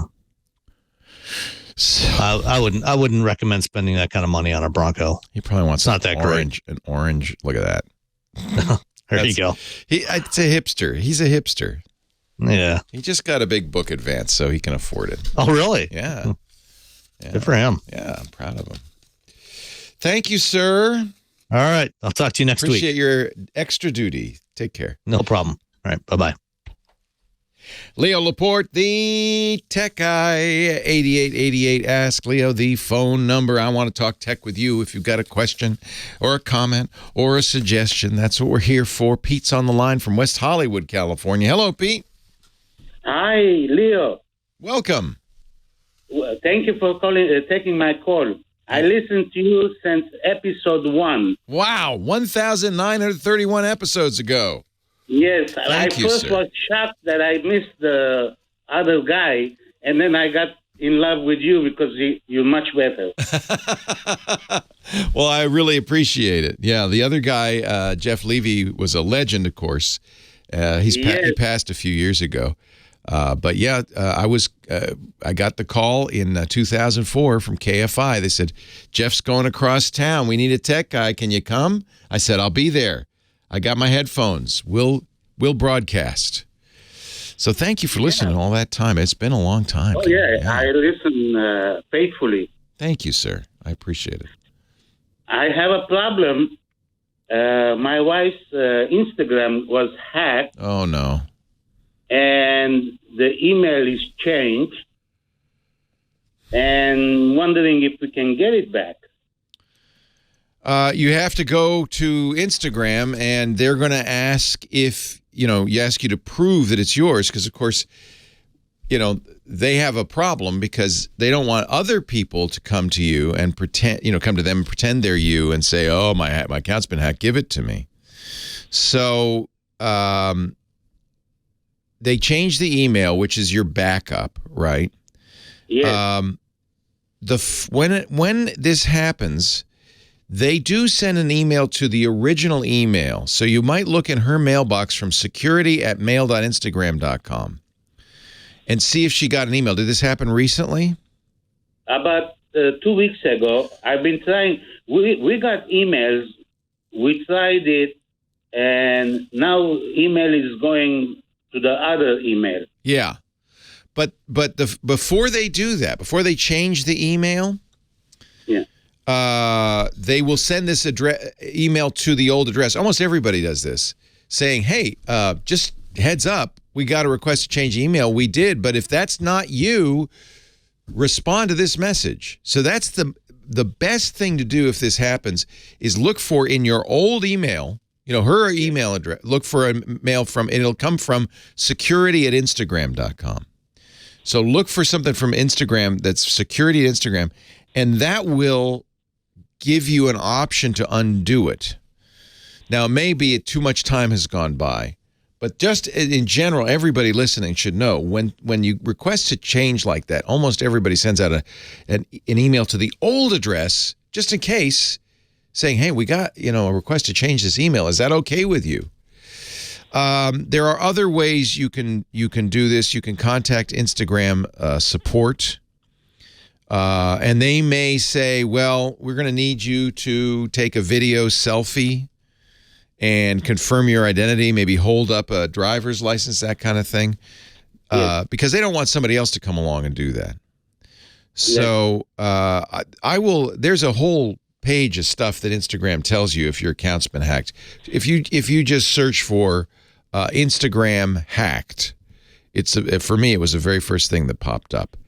And then below that, there's a how to recover a hacked Instagram account. Ultimately, at this point, it's been 2 weeks. You're going to have to go to Instagram. You're going to have to your wife's going to have to convince them she is who she says she is, possibly with some ID or stuff. But this happens a lot, unfortunately. So they should help you fix this. The problem is, of course, Instagram's got a lot of users, and it's Facebook, it's Meta, and that means, it may take a while, but they're constantly under attack. So first thing to do is go through our old emails on our current address. Look for that email from Instagram security, because if you got that, that's a very good place to start. Okay. Then there's a link on it that says secure your account here. That will help. And even if it doesn't work anymore because it's 2 weeks later, having that email that you can forward to them and say, see, look, this was the old address. Somebody changed it. It will have information in that email that they can use to see that in fact happened, that this is the old email address. That's really going to be valuable to them. From now on, tell your wife, and you should do it, and everybody should do it, turn on what they call multi-factor authentication. You know this. I mean, the most important security thing for most people they can do right now is get a password manager. Don't reuse passwords. Let the password manager generate completely random passwords, which it then remembers, so you don't have to. So the one mistake people make is they either use weak passwords that are too short, my dog's name and my birthday, or they may do both, reuse passwords, so they use it on 20 different sites. If any one of those sites has a security breach, the bad guys do something called a credential stuffing attack. They'll go to every site in the world and try that password. And if you've been reusing passwords, they're going to get into some of them. So don't reuse passwords. Get a password manager that will generate long, strong passwords. And then on sites that allow you, and Instagram is one of them, turn on what they call two-factor authentication. What it usually means is you'll have to have an application in your phone. I use Authy, but they're Google Authenticator, Microsoft Authenticator, a lot of different authenticators. It generates a 6-digit code, changes that code every 30 seconds. You get that thing and you put that Instagram account in there. They'll give you a QR code. You add it to the authenticator, and then when you log in on a new machine, and only on a new machine, it will say, well, okay, what's the 6-digit code? You enter that in. Thing is, the bad guys can't do it. They might guess your password. They might find it in a breach somewhere, but they can't get that two-factor. And that's really the most important thing to do. So password manager, random passwords, don't reuse passwords, two-factor authentication. This guaranteed will protect you every time. Leo Laporte, the tech guy. Leo Laporte, the tech guy. 8888. Ask Leo my phone number. Website techguylabs.com. That's where links go, all the things we talk about. Show notes, they call them. After the event, after the show's over, we also put audio and video from the show. A list of songs played by Professor Laura, our musical director, and a transcript of the show. That all goes up there, and it's free to use anytime. techguylabs.com. And you'll know you're in the right place because this is episode 1932. On the line right now, it's Lyle Jackson. Is that right? From Lyle from Jackson, Mississippi. Hi, Lyle. How you doing? I'm great. How are you? All right. First of all, I want to let you know I'm legally blind, and I have a Pixel 6 phone. Okay. And I just bought it about 8 weeks now. I've been having the phone. The first 5.5 weeks, I've been working it. It's hard for me. I'm self-taught, working the phone. My very first cell phone. Yeah. Smartphone, that is. And it's dead now. And I tried to get, I called my provider. They told me to take it to the AT&T store. My AT&T store told me my phone is still new under manufacturer's warranty. Good. And I tried to call Google. Google do not have a working line for me to talk to a person. And they want me to type it in on the computer that I do not have. I have accessory to it. And I don't know how to get in contact with Google. And I need to, my phone is completely So dead. did you buy it from AT&T? Yes, sir. then they need to. That's the store you bought it from. I bought it from the operator on AT&T. Okay, so it seems to me that AT&T is responsible. They're trying to palm this off on Google. It is hard to get support from Google. You're not the first guy to call this show today and complain about Google. You can do it. You don't have a computer and you don't have a phone. There's no way for you to do it, is there? Right. How frustrating. You might have connections that you almighty powerful Leo. Oh, if only that were true, Lyle, but it isn't. I wish it were. Yeah. Hey, I am going to refer you to a guy who calls his show all the time. He's a wonderful guy. Julian Vargas is his name. Yeah, I heard of him. Have you heard of him? TechJV.com. He is blind himself, and he loves helping blind and low vision users with technology issues. And I wouldn't be surprised if Julian could help you get this solved. Better than I can, because honestly, I don't have any connections at Google, and it drives me crazy. And I see all the time people having trouble with Google phones. No wonder Google is struggling, for crying out loud. Honestly, I do think it's AT&T's. When you buy something from AT&T, they're responsible whether or not it's a Google phone. But all right, so they're palming this off. Google does have a disability support team. So I'm going to give you. You have to contact them on the web. Thanks, disability support team. You nitwits. I'm clicking the thing. It says phone. To connect with a specialist, choose a support option and follow the link. And the link says phone. I'm going to click the phone. What do I get? Let's see. When I click phone, I get a form, not a phone number. The heck with you, Google. Yeah. So let me give you Julian's phone number, because I think this is going to be, and I bet you Julian's listening right now. How satisfied are you with your help experience? Very dissatisfied. This is not a phone number, you nitwits. You nitwits. There's chat, but you need a computer for that. There's email, but you need a computer for that.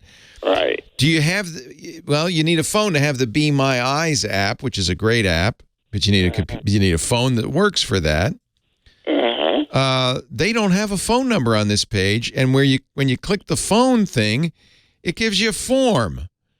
Right. And when I talk to AT&T, they may have a number and leave it to automation, and automation tell me. Yeah, it's terrible. I'm just livid. This is no way to treat people. Let me give you Julian's phone number. You want it? Yes, sir. 818. Okay. 794. 9554. Okay. I am so sorry, Lyle. This stinks. Yes, it does stink real. Save money. You deserve better. Yeah. Are those church bells or your doorbell I hear in the background? My alarm panel, it goes off. Let me know when I open the door. Well, go get the door. Lyle, a pleasure talking to you. All right, thank you. All right, take care. I feel so bad. You nitwits.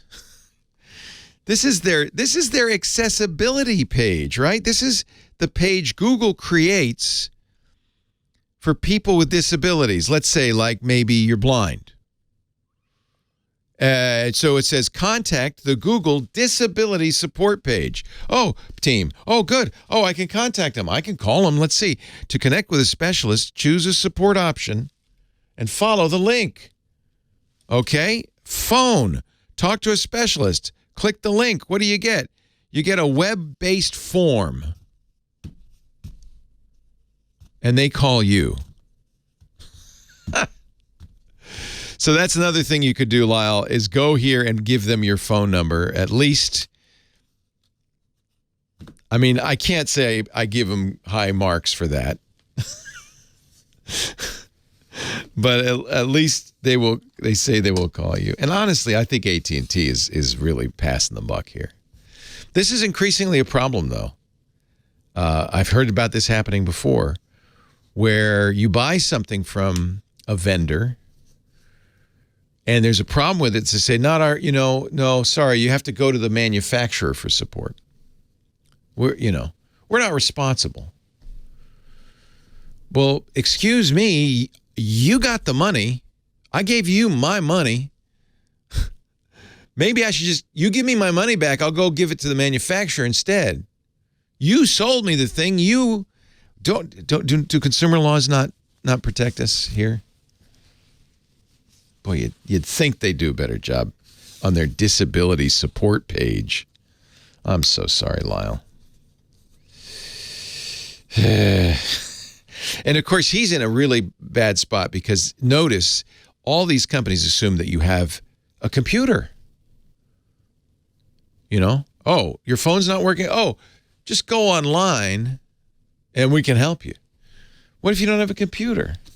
We got to do better than this. Silicon Valley, you got to do better than this.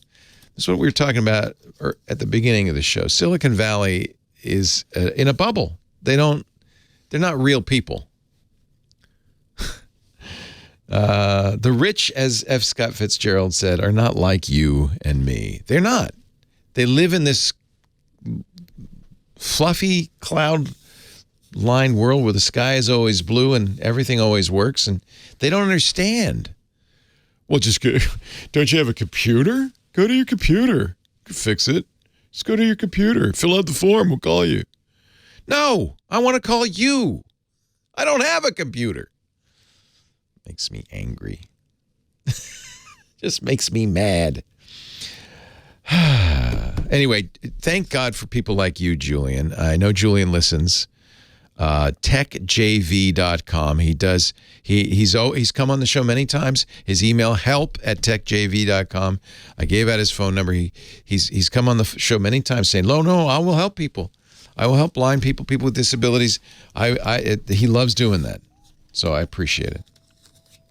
The AT&T National Center for Customers with Disabilities phone number, another phone number, 866-241-6568. But you know these companies. They have a title on the door so that you think they care. They don't care. Leo Laporte, the tech guy. I'm just getting in the mood for Cory Doctorow and Alex Kantrowitz this evening on Twit. I'm just getting in that mind, my state of mind.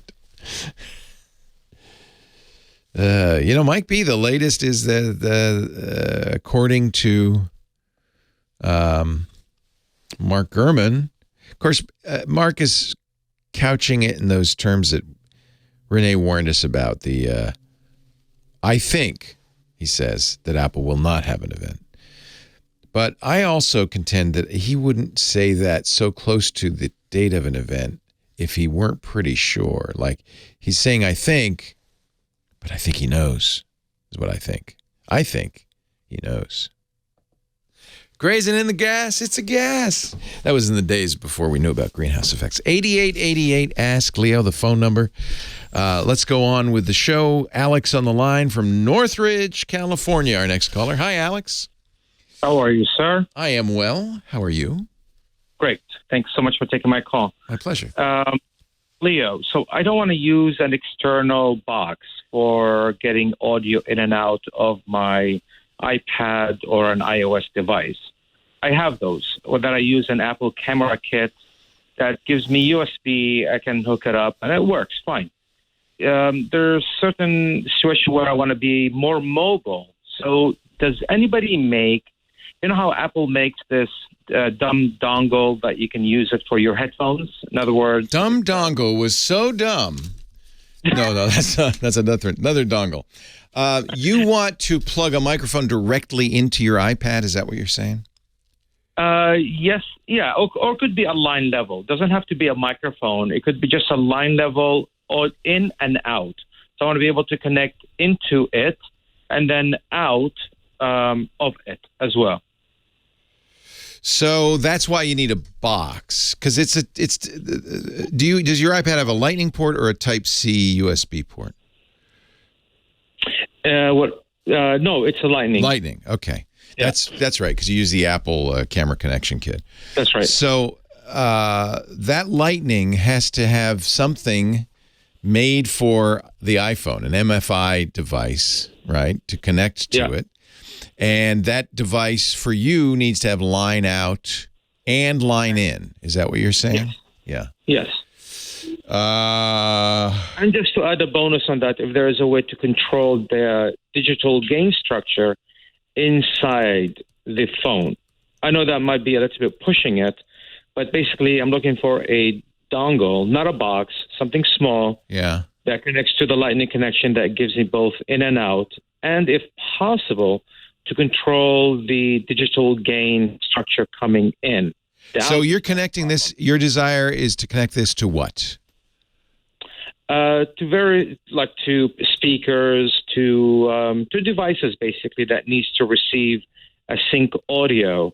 So basically the first step is I record a sync signal. Okay, so I use the camera to capture video.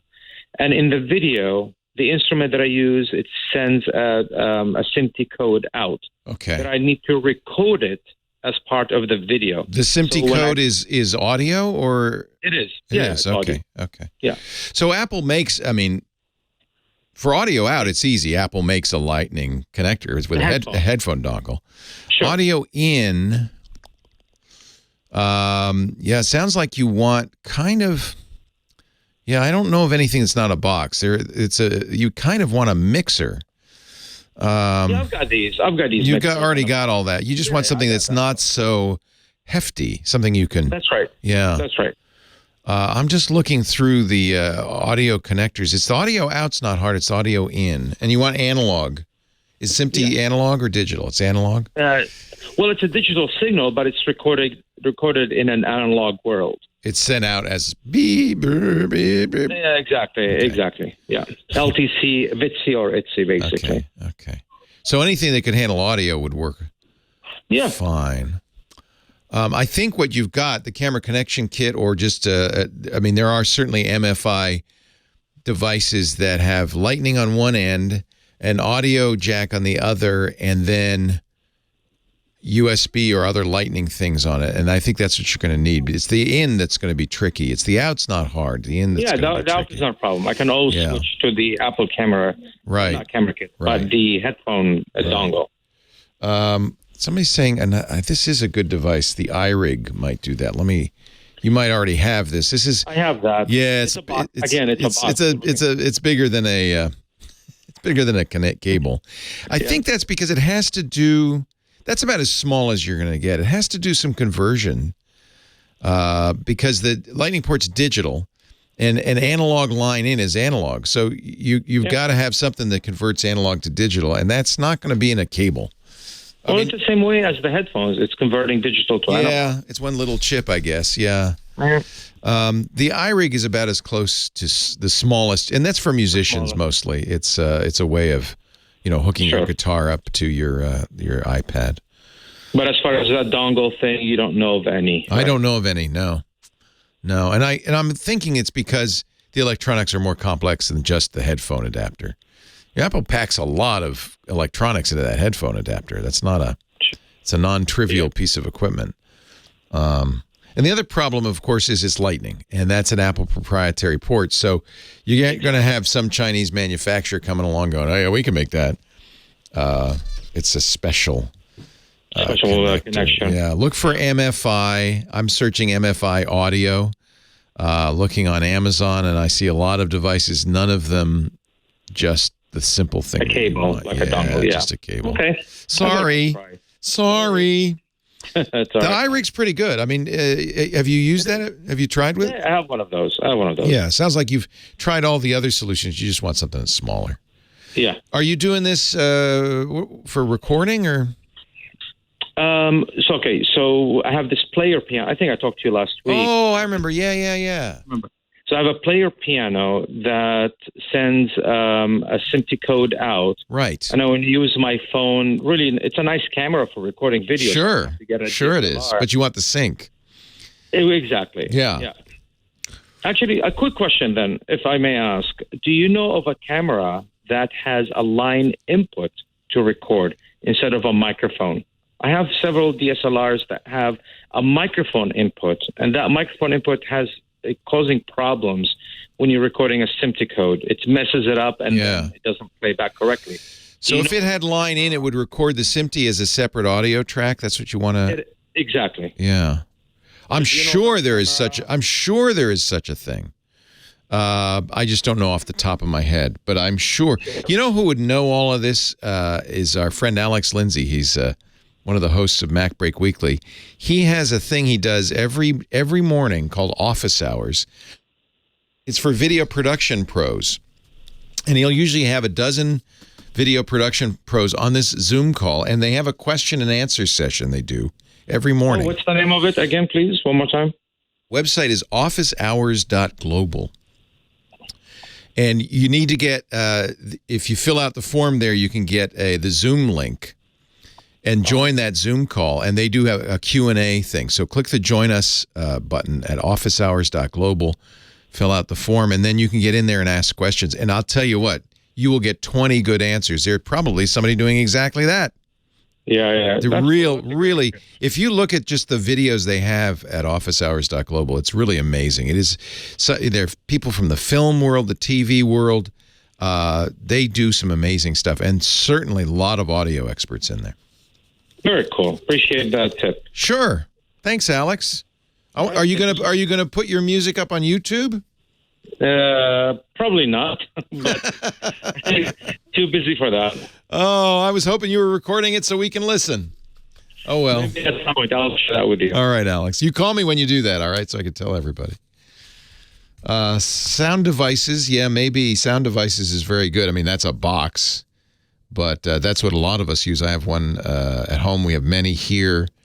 This is a lot of professional production companies use sound devices for their audio recording and audio connections. Lots of stuff out there. Tuesday, Emmerich, who is a regular in Office Hours, says Tuesday is the day for audio experts. So when you go to officehours.global, get that invite so you can join the Zoom call and then tune in Tuesday. That's a very good place to do it. 8888 Ask Leo. We do put links to the show notes up at techguylabs.com. In fact, I'll put that Office Hours link up there, techguylabs.com. No sign-up required. We don't want your email, anything like that. Just a place for you to get that information. More calls coming up. UltraSync Blue. Thank you, Retcon. UltraSync Blue on iPhone. Now you can sync your phone. This is exactly what he wants. Wow. Well, I hope, yes, Alex is still listening. Timecodesystems.com. It's called the UltraSync Blue on iPhone. It feeds timecode to iPhones over Bluetooth. Problem is you have SMPTE coming out of the piano.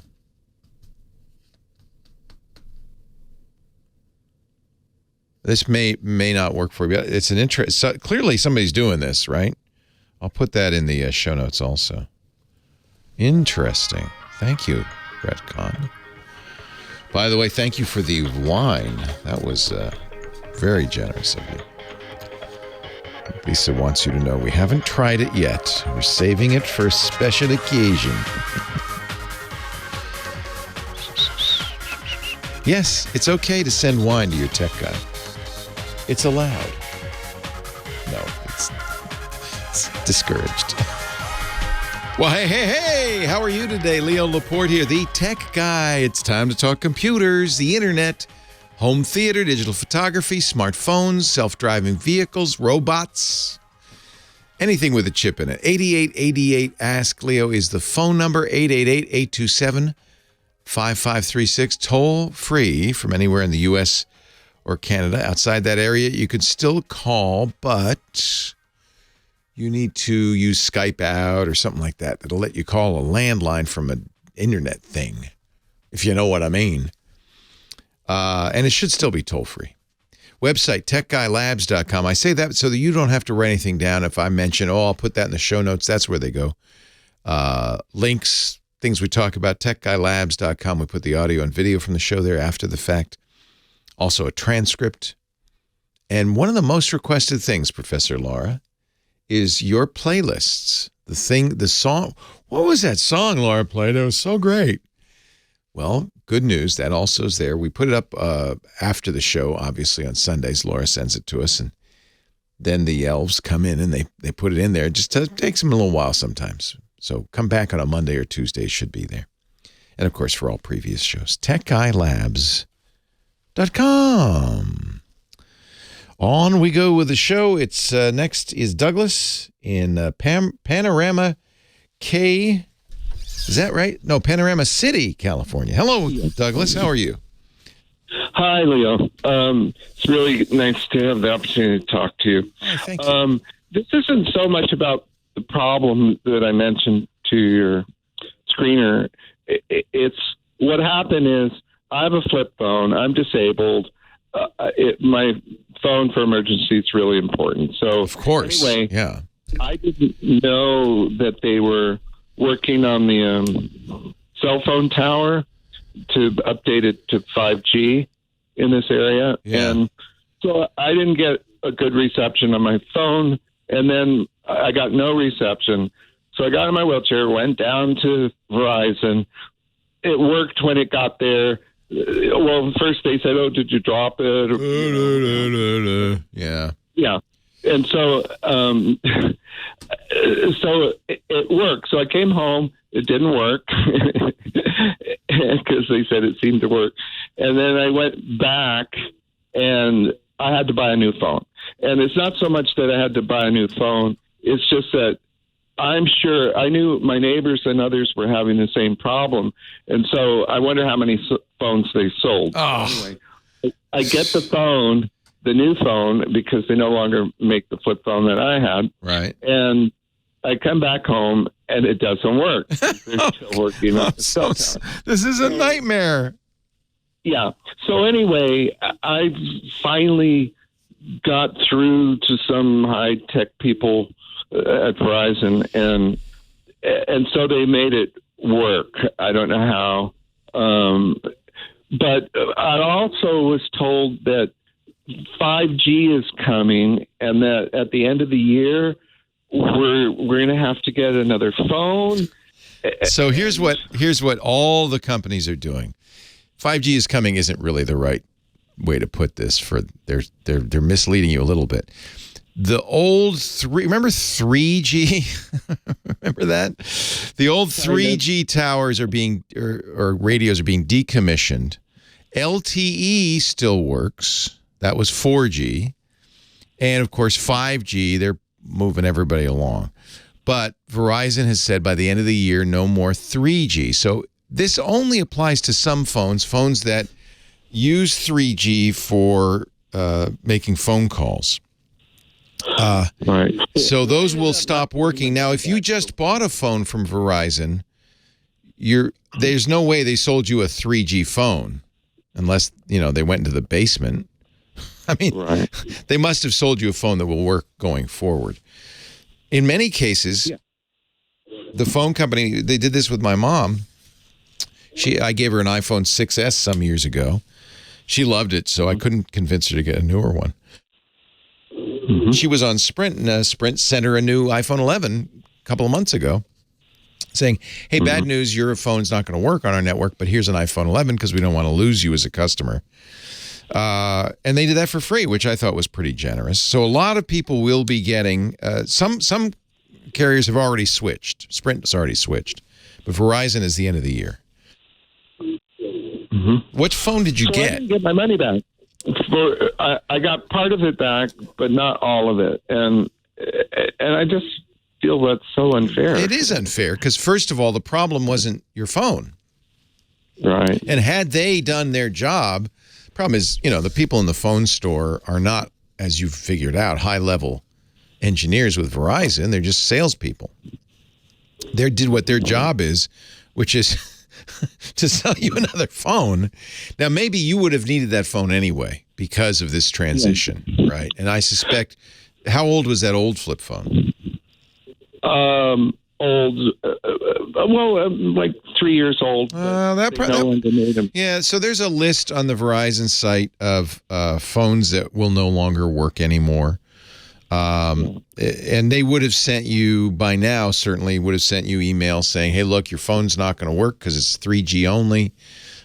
Even some more modern phones don't work. So just because it's only 3 years old, but it's very possible you would have had to do this anyway. So if you got a partial refund and you had to buy a new phone anyway for next year, then I think you came out ahead. If you did not need an upgrade at all and that old phone would have worked just fine and it was their fault, then I think you call them and you say, dudes, you sold me a phone when I didn't need one because it was just the tower was out. Right. And everything's taken care of now, but they still owe me some money. These companies are, this has been this. What's bothering me, Leo, is that all this tech stuff is just not working. Like during COVID, I can't. I know they say use a computer. I don't have a computer. I call CVS or Walgreens to find out, when it can come in to get a vaccination, and then they say, "Oh, call this main number, and you'll talk to a person." And then you call them, and then they say, "Oh, you have to go to a website." So I never can really arrange for the vaccination, and that's ridiculous. And it's not just these particular things; it's just everything. I understand 100%. And by the way, that's one of the things that happened during the pandemic. While the tech companies reaped in billions of dollars in windfall profits, it showed all the cracks in the system, all the places the system doesn't work. And you have a very good example of that, especially if you're disabled. Even worse, right? We didn't take care of a whole swath of our economy, and it's not any better. It's not getting any better, and it's shameful. It's life-threatening. Yeah, it's life-threatening to me. Yes. Absolutely agree with you, and I wish I had an answer. All I can do is commiserate. They call me the tech guy, but I think by now people understand I am not a cheerleader for technology. In fact, really the main reason I started doing this all those years ago was because I thought we as humans needed a defense against technology, that we needed to understand it better so that it wouldn't steamroll over us. And unfortunately, it steamrolls over people all the time. I know. It's terrible. Actually, I don't know much about technology, but then I do. It's just, you can just sense and feel and realize that it's going to break down at some time. Well, that's what's interesting. I agree with you. I just did an interview on Thursday with a good friend named Cory Doctorow. He's written a new book called Choke Point Capitalism. And it's exactly his thesis, which is we have set it up in such a way, and it's not just in technology, it's in every aspect of our lives, that these big companies, of course, Google and Apple, but also the music companies, the publishers, the book publishers, these big companies have managed to extract so much value. They're raking in millions, billions of dollars. But meanwhile, the people who work for them are making subsistence level wages. They're squeezing. I read that book. Oh, it's great, isn't it? And I'm an artist. And perfect. I know how it's affecting the people who publish their own books online. Yep. So it's not worth them to do it. And Cory points out that as artists, you want to create. You're going to create. Every once in a while I say, and I regret it, I would do this show even if they didn't pay me. They know that. And they take advantage of it. And so creatives are among the people who are most squeezed. But you know what? If you work in a warehouse for Amazon, you know this. If you work, frankly, in a phone store, you know this. You're not making a wage you can live on. You have to live in an apartment with 4 other people and live on ramen. So it's not working. You're exactly right. It's not working for us, Douglas. And and it needs to. And I think that's one reason we're starting to see, we saw the Occupy Wall Street movement. We're starting to see unionization efforts at Starbucks. It's going so fast, Starbucks doesn't know what to do. They're freaking out. Amazon, same thing, because people are fed up. I think somebody should suggest to them that they get together and they figure out how to solve these problems. You'd think they'd want to, because otherwise they got problems.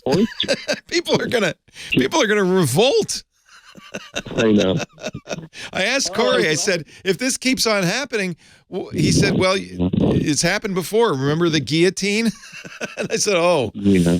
So I agree. I can't help you. I sympathize, Douglas. It stinks. Thanks. It's good to understand what's going on. All that on the radio. Yeah, you don't normally hear this on the radio. You hear mostly people who are co-opted by these big companies and are making a lot of money to promote them. And honestly, it's not right. And as the tech guy, I'm sitting here watching these big Silicon Valley companies just operate irresponsibly and poorly. And I don't think government regulation is going to fix it either, frankly. But we'll see. Maybe antitrust regulations. Maybe Instagram will be forced to split off from Facebook. I don't know. Is that going to solve it? I don't know. See, like the lingo for tech. Well, that's another thing, isn't it? It separates us, right? Yes, that's why I haven't gotten an iPhone. Yeah, it happens in every field where the people who know pull up the ladder, they start using acronyms, jargon, and abbreviation so that you poor unwashed masses can't understand what we're talking about. Exactly. It's just another form of control. Just another form of control. It's one of the reasons, and kick me if I do it, I try not to speak like a geek. try to speak English. Hey, I'm really sorry that happened to you, Douglas. At least you got a partial refund. Let's look at the bright side. Maybe you needed that new phone. Now you'll be good going forward. But they should have done better. Okay. They should have done better by you. Thank you, Douglas. I appreciate it. Leo Laporte, the tech guy, 8888. Ask Leo, the phone number. Sorry, I put my progressive hat on there. I'll take it off. We'll talk tech some more right after this. It does. I'm wearing a purple kind of suit here, to little shiny material, just right for this beautiful Sunday afternoon. Leo Laporte, the tech guy, 8888. Ask Leo. Andrew on the line from Ventura, California. Hi, Andrew. Hi there, Leo. By the way, if somebody's ever called you. Hello? Uh-oh, you're breaking up. You're breaking up. Your battery's dying. We're going down. The dilithium crystals are cracked. Captain, are you there, Andrew? There we go. Oh, I've got 3 questions for you. Yes. Wait a minute. Finish the sentence. Has somebody ever called you what? Oh, that's when my headset disconnected. It is worth it. It's an e-ride to listen to. Oh, hearing the stuff in the behind the scenes stuff. Yeah. Oh yeah. We get silly in here. It's the chat room eggs me on. That's why. And the really strange thing is you're doing this and working every day, and you're having a good time. I am. I know. Don't tell the boss. What a pleasure. Yeah, I would do it for free, but don't tell the boss, okay? So I've got 2 questions, but before I do, I was also noticing when you were talking to Douglas, every time you were talking about the big companies raking in their... it's hard for me to say that right, wasn't it? Came out rape every time. You know what I wanted to say, but that's, I meant raking in the profits. Yeah. Yep. So, and a really fast question is, when you call in all these big companies, why does everybody have to have their music on hold, blaring painfully loud? Because they want you to, honestly, because they want you to hang up. And that's why they added all those voice trees. They finally got rid of that. They realized this is really too customer hostile. But they don't. It's very expensive for them. These support calls. That's why they outsource it. That's why they make it hard to do. They hide the phone number. It's expensive, and partly what's happened. I'm giving them a little bit of a pass we've pushed the prices of technology down so much that they don't have the margins they used to have. In the good old days, I remember going down to Austin and seeing Dell's customer support pit, I guess, the floor of the customer support area. And it was all people who were, employees of Dell and knew their stuff, and they were famous for their support. But those days are long gone. Yeah, they're long gone. And it's too bad. Here's some of my two questions. Yeah. First one is I'm looking at buying a Hyundai Tucson, and they are incredible cars, every creature feature you can think of. Nice. On their 8-inch display, the Apple Play is wireless, but on their 10-inch display, the upgrade option, it has to be corded. Huh. What's going on? Well, I can only guess. I have wireless CarPlay in my car. First of all, CarPlay is clearly the way to go in a vehicle because you're more likely to upgrade your phone more often than you do your car. So you get all the benefits of the upgrades to the smartphone.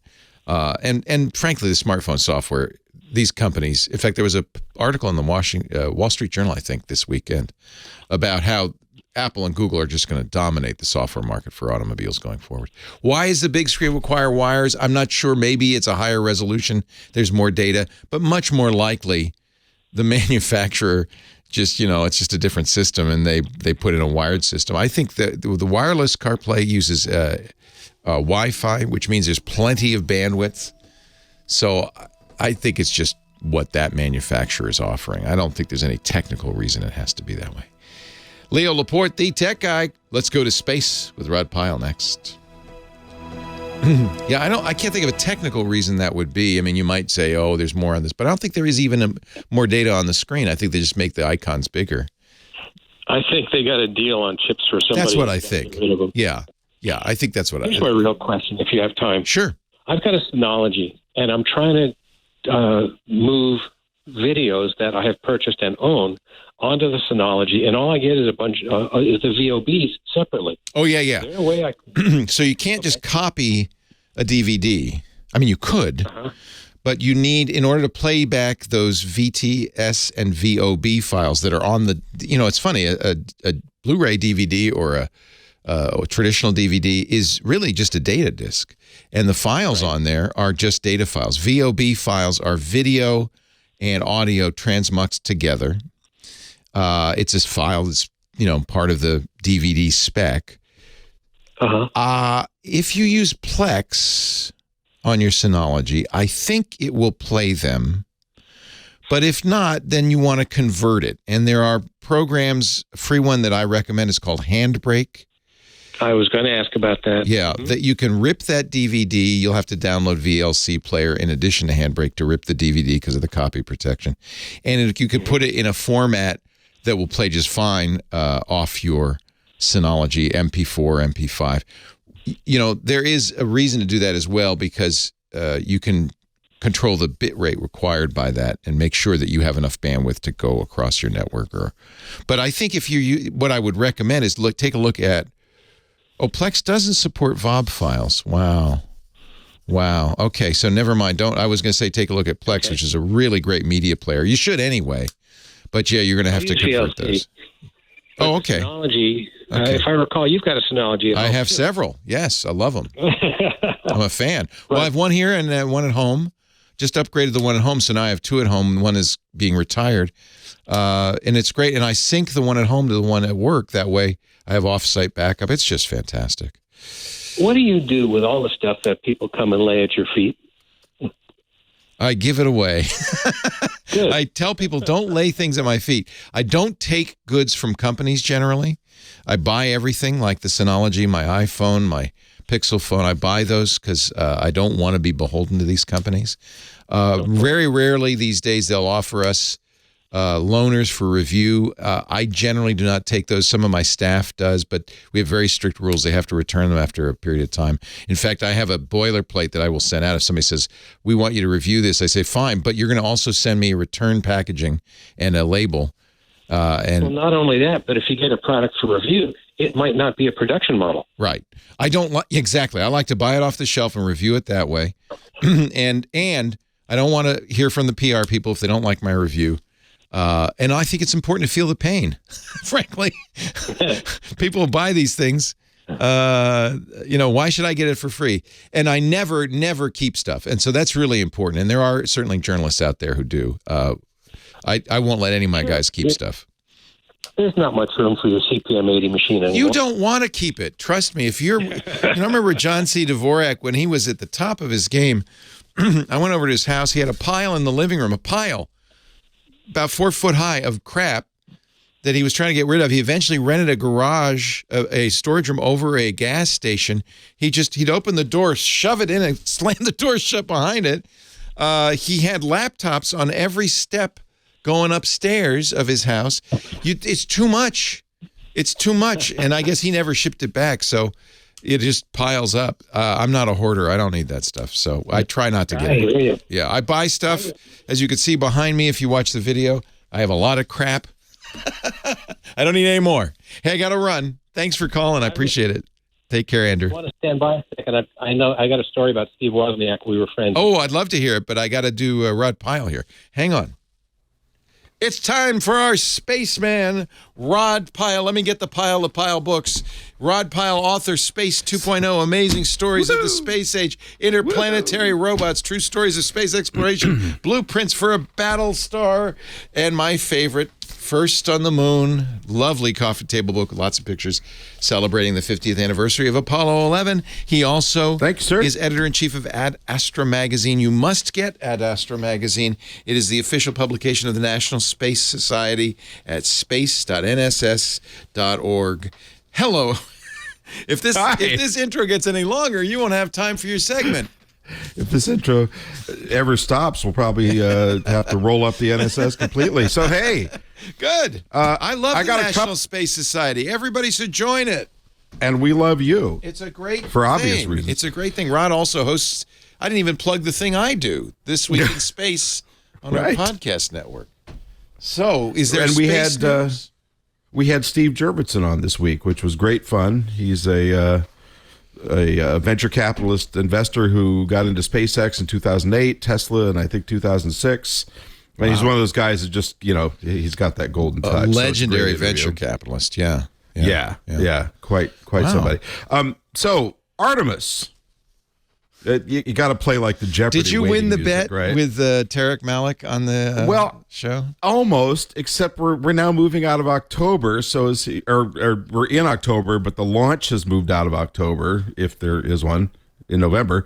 So as he pointed out, as I feared he would, no, you said October, and I said, well, I implied October or later, and he said yes, but I inferred October. He's weaseling. So now that it's somewhere between November 12th and 27th. Because they had to roll the rocket back to the barn in the VAB, which, that's not a good thing because you don't want to rattle that thing back and forth too many times. I think it's rated for 2 more rollbacks after this. But this way, if they need to, they can check the range safety batteries and all that. So this gives them a chance to take another look at it before they go try again. This is okay. NASA boondoggle that could have been done so much better, but all right, fine. I mean, I want to go to the moon.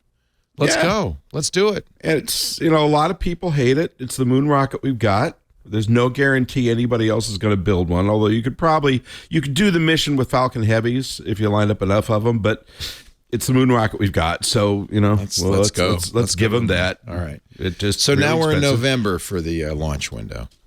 Well, maybe. At the earliest. That's the plan. As soon as. Very cool story this week. Jared Isaacman, who is the guy behind the Polaris Dawn missions with SpaceX, he already flew Inspiration 4. He's got 4 more planned up to and including flying in Starship.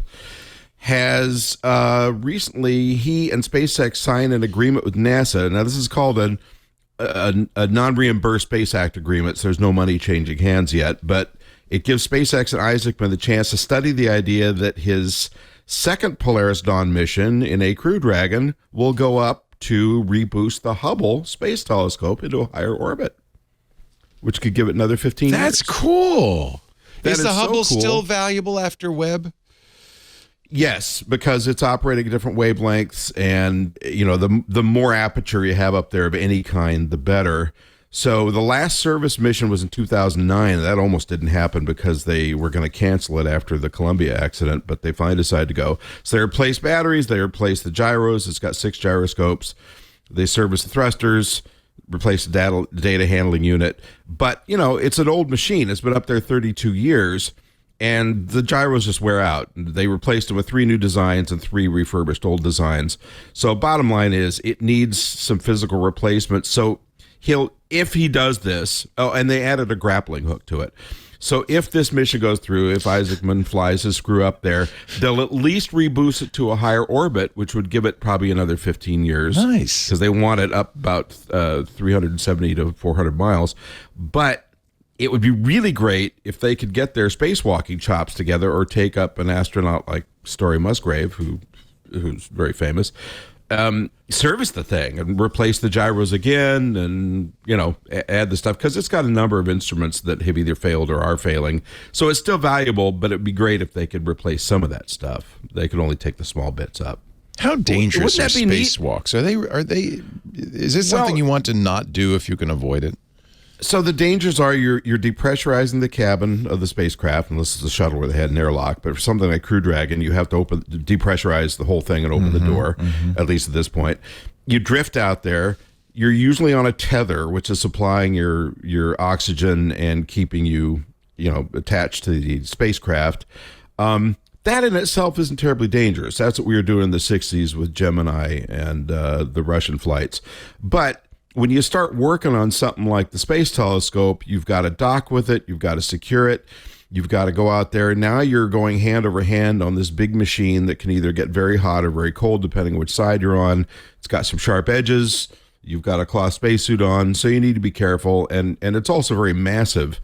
So if you swing a door open or something, even though you're in weightlessness, the mass is still there. So if you swing a door wrong, you can slam it on your hand and cut your suit or smash your bones or whatever. So yeah, spacewalks are dangerous when you're fixing things. That's why the ones on the space station take so long, because you got to be really careful when you're moving stuff around out there.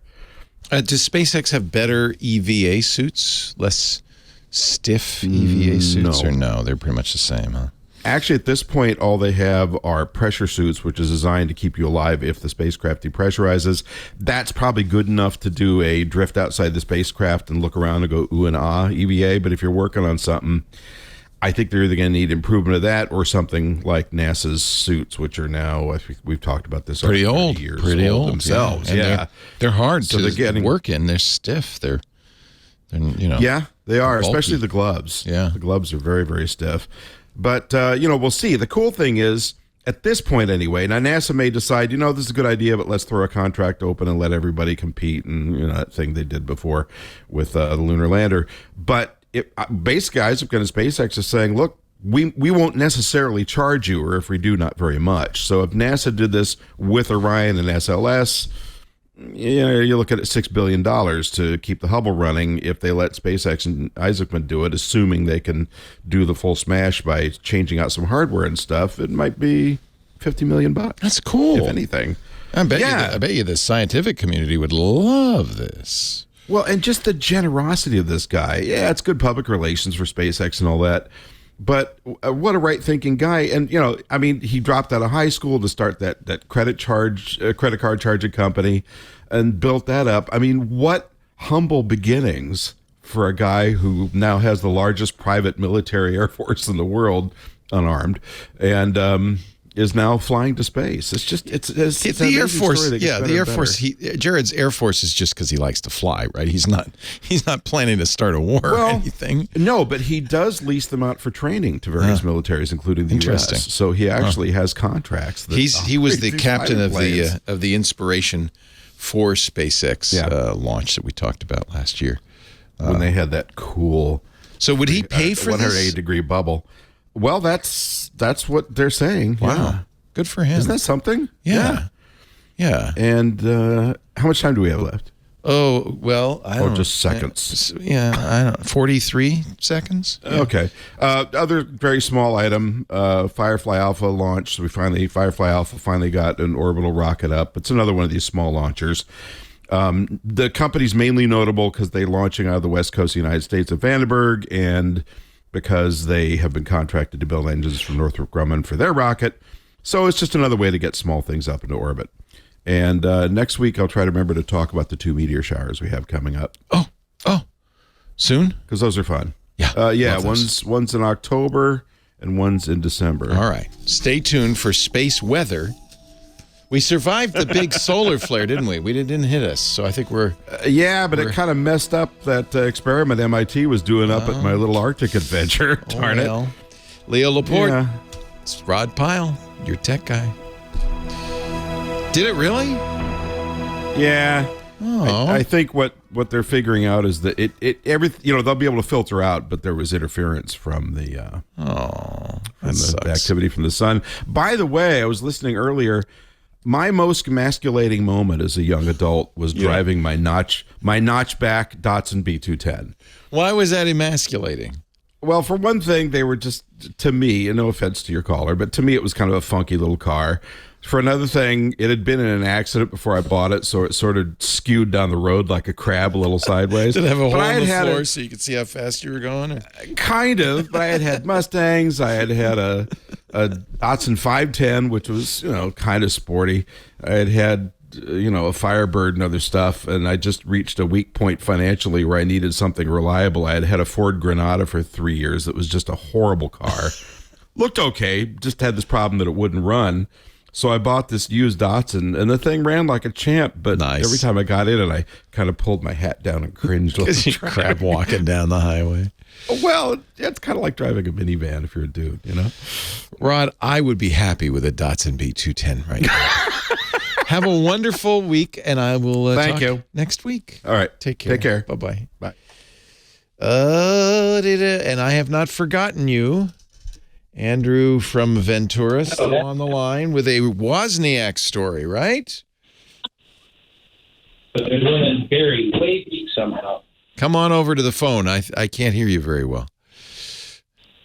Was that Andrew? Yeah, that's you. Sometimes I remember that. Okay. Yes, Andrew. You're Andrew. I was across the room. You had a Woz story, yeah? If you go to virtually any browser and type in HP 3545, that's one word, and Andrew, you'll find hpmuseum.org. This is you? This is you? That's me. Oh, how cool. That's really neat. So is it open to the public, or is it just online, or? Oh, no, it's totally open. Oh, my goodness gracious. hpmuseum.org. Yeah. Oh, it's a fabulous website. It's every product. Highly accessible. That's what. Return to the index. The Museum of HP Calculators. Wow. Yeah. What's the prized HP these days? No idea. No. The 35? No idea. Yeah. Well, the 35 was the first calculator that I'm aware of. Right. Although they had some other desktop stuff. Oh, I remember this. Oh, so you've put together articles from a bunch of different people. That's cool. That's really cool. No. The museum is not mine. This is your story. Oh, I see. Oh, you had the Kolfel and Esser slide roll. Yeah. But you got yourself an HP 35. I see. This isn't your site, but this is your story. My HP 3545. You got it. And that 35 cost $350 back in 1970, whatever it was. I remember Woz and Jobs sold their old HP calculator to raise money to build those first Apple Ones. I wonder if this was the one he sold. Well, anything that I had was, I bought the 35 retail, but Woz converted it for me into a 55, I think. Nice. With hand-wired circuits. Yep. Man, Woz. And I didn't know him at that time. A friend of mine knew him. And so, but he collected 3 people who wanted the upgrade. So cool. Woz was making $50 a piece to make some extra cash. Hey, I got to run. Thank you, though. What a great story. I'm going to read it. That's awesome. And take. if you have any questions, it's Andrew at andrewsite.com, ANDREWSITE.com. Thanks, Andrew. Thank you for letting me be your personal tech guy, your guide to the ins and outs of the modern world. Thanks to Professor Laura, our musical director. She does such a good job. You do a good job, Laura. Have I told you that lately? You do a good job. Such a good job playing the hits. Thanks to Kim Schaffer. Everybody knows Kim. She's a legend. She's a star. She's left the building. But thank you, Kim. We're doing such a great job. Thanks to all of you, most of all. We couldn't do the show without you. Really couldn't. I really appreciate your listening and your calling and the fun we have together every weekend. I hope you come back next weekend. Meanwhile, Richard is on the line. He's calling from Sterling Heights, Michigan. Hello, Richard. Hello, Leo. Welcome. Thank you for taking my call. Thank you for calling. I've been a long time listener, but never able to get through. So I'm. Oh, you made it. I'm so happy. Thank you for calling, for trying. Thank you. Yeah. I have a community electronic recycling day coming up, and I have 4 or 5 old Packard Bell Gateways, Toshiba laptops and desktops that I'm looking to dispose of at the recycling day. But I'm curious about your recommendations on the best way to prepare them so we don't have security information. Yeah. Yeah, your hard drive has probably years of stuff on there that you might not want somebody else to see. Do the computers operate these days or no? That's a question in itself. I have not plugged them in or turned them on. So probably not. Probably a couple of decades. Yeah, so probably not. In future, there are a couple of ways to protect yourself. Modern computers almost all support hard drive encryption. BitLocker on Windows, File Vault on Mac, the variety of encryption like Lux encryption on Linux.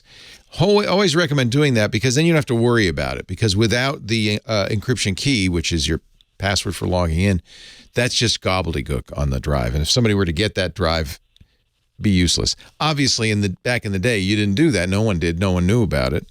So the data is just sitting there in the clear for anybody who cares enough. Most people are not, gonna. If you could boot the computer, there are programs you can run like Derek's Boot and Nuke, DBAN, which you could run on those drives and erase them permanently in such a way that nobody could recover it. dban.org. None of that's going to work for you. So one thing you could do is, maybe this is too much of a project, is open it up, take the hard drives out, donate the rest of them. The hard drives, you can physically mess with them in such a way they're not be usable. Open them up. They all have screws. As soon as you open them up, you pretty much make them unusable. Take the platters, bend them. What they do in the British military, what MI5 does, or this is probably apocryphal, but according to urban legend is, they take the platters out, they grind them down into a fine iron dust, which they then store in the basement of MI5 forever, for eternity. There's a guy named Simpson Garfinkel who was an MIT graduate student many years ago, did a study. He actually bought a bunch of hard drives on eBay, found many of them were former ATM hard drives and were full of all sorts of information, like ATM numbers, account information, all kinds of stuff. Wow. So, but then Simpson did an interesting thing. He said, but now we have these erasing programs like Derek's Boot and Nuke. We have the so-called, military erasure, the DOD erasure, which is to overwrite it and erase it and overwrite it a number of times. And so he said, do you need to do that? And he tried it. He said, no, you don't need to do that. Erasing it once is sufficient. Unless somebody really has some sort of sophisticated spy paraphernalia. Once that data is overwritten, now, but this is important, erasing it by dragging it to the trash can does not erase anything. It just tells the file system you can use it. So even everything that's ever been written to that drive is still visible there unless you overwrite it. And you can overwrite it just by, spewing ones or zeros. That's what DBAN does. And you only need to do one pass and you're fine. So I think that you're probably going to be okay because most likely they're going to be ground down. Nobody's ever going to try to boot those up or take the drives out. they'll probably just be recycled for their materials. But if you really were nervous, if you knew, there's probably got years of banking information. I don't want anybody to get that. Or maybe you do as I do, and you store your IRS tax forms filled out on there. All my hard drive's full of 1040As. That wouldn't be good for somebody to get that. It's got your social, date of birth, and your address on it. That would be bad. So at this point, because you probably can't boot those, you're going to have to physically destroy them.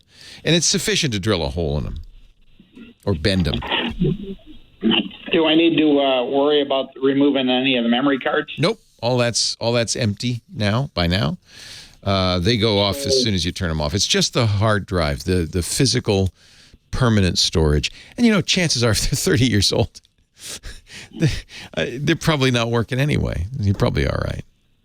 So if I remove the hard drive and put it in a separate enclosure, is it possible that I would be able to see and maybe save the contents on my current computer? Yeah. You could do some archaeology.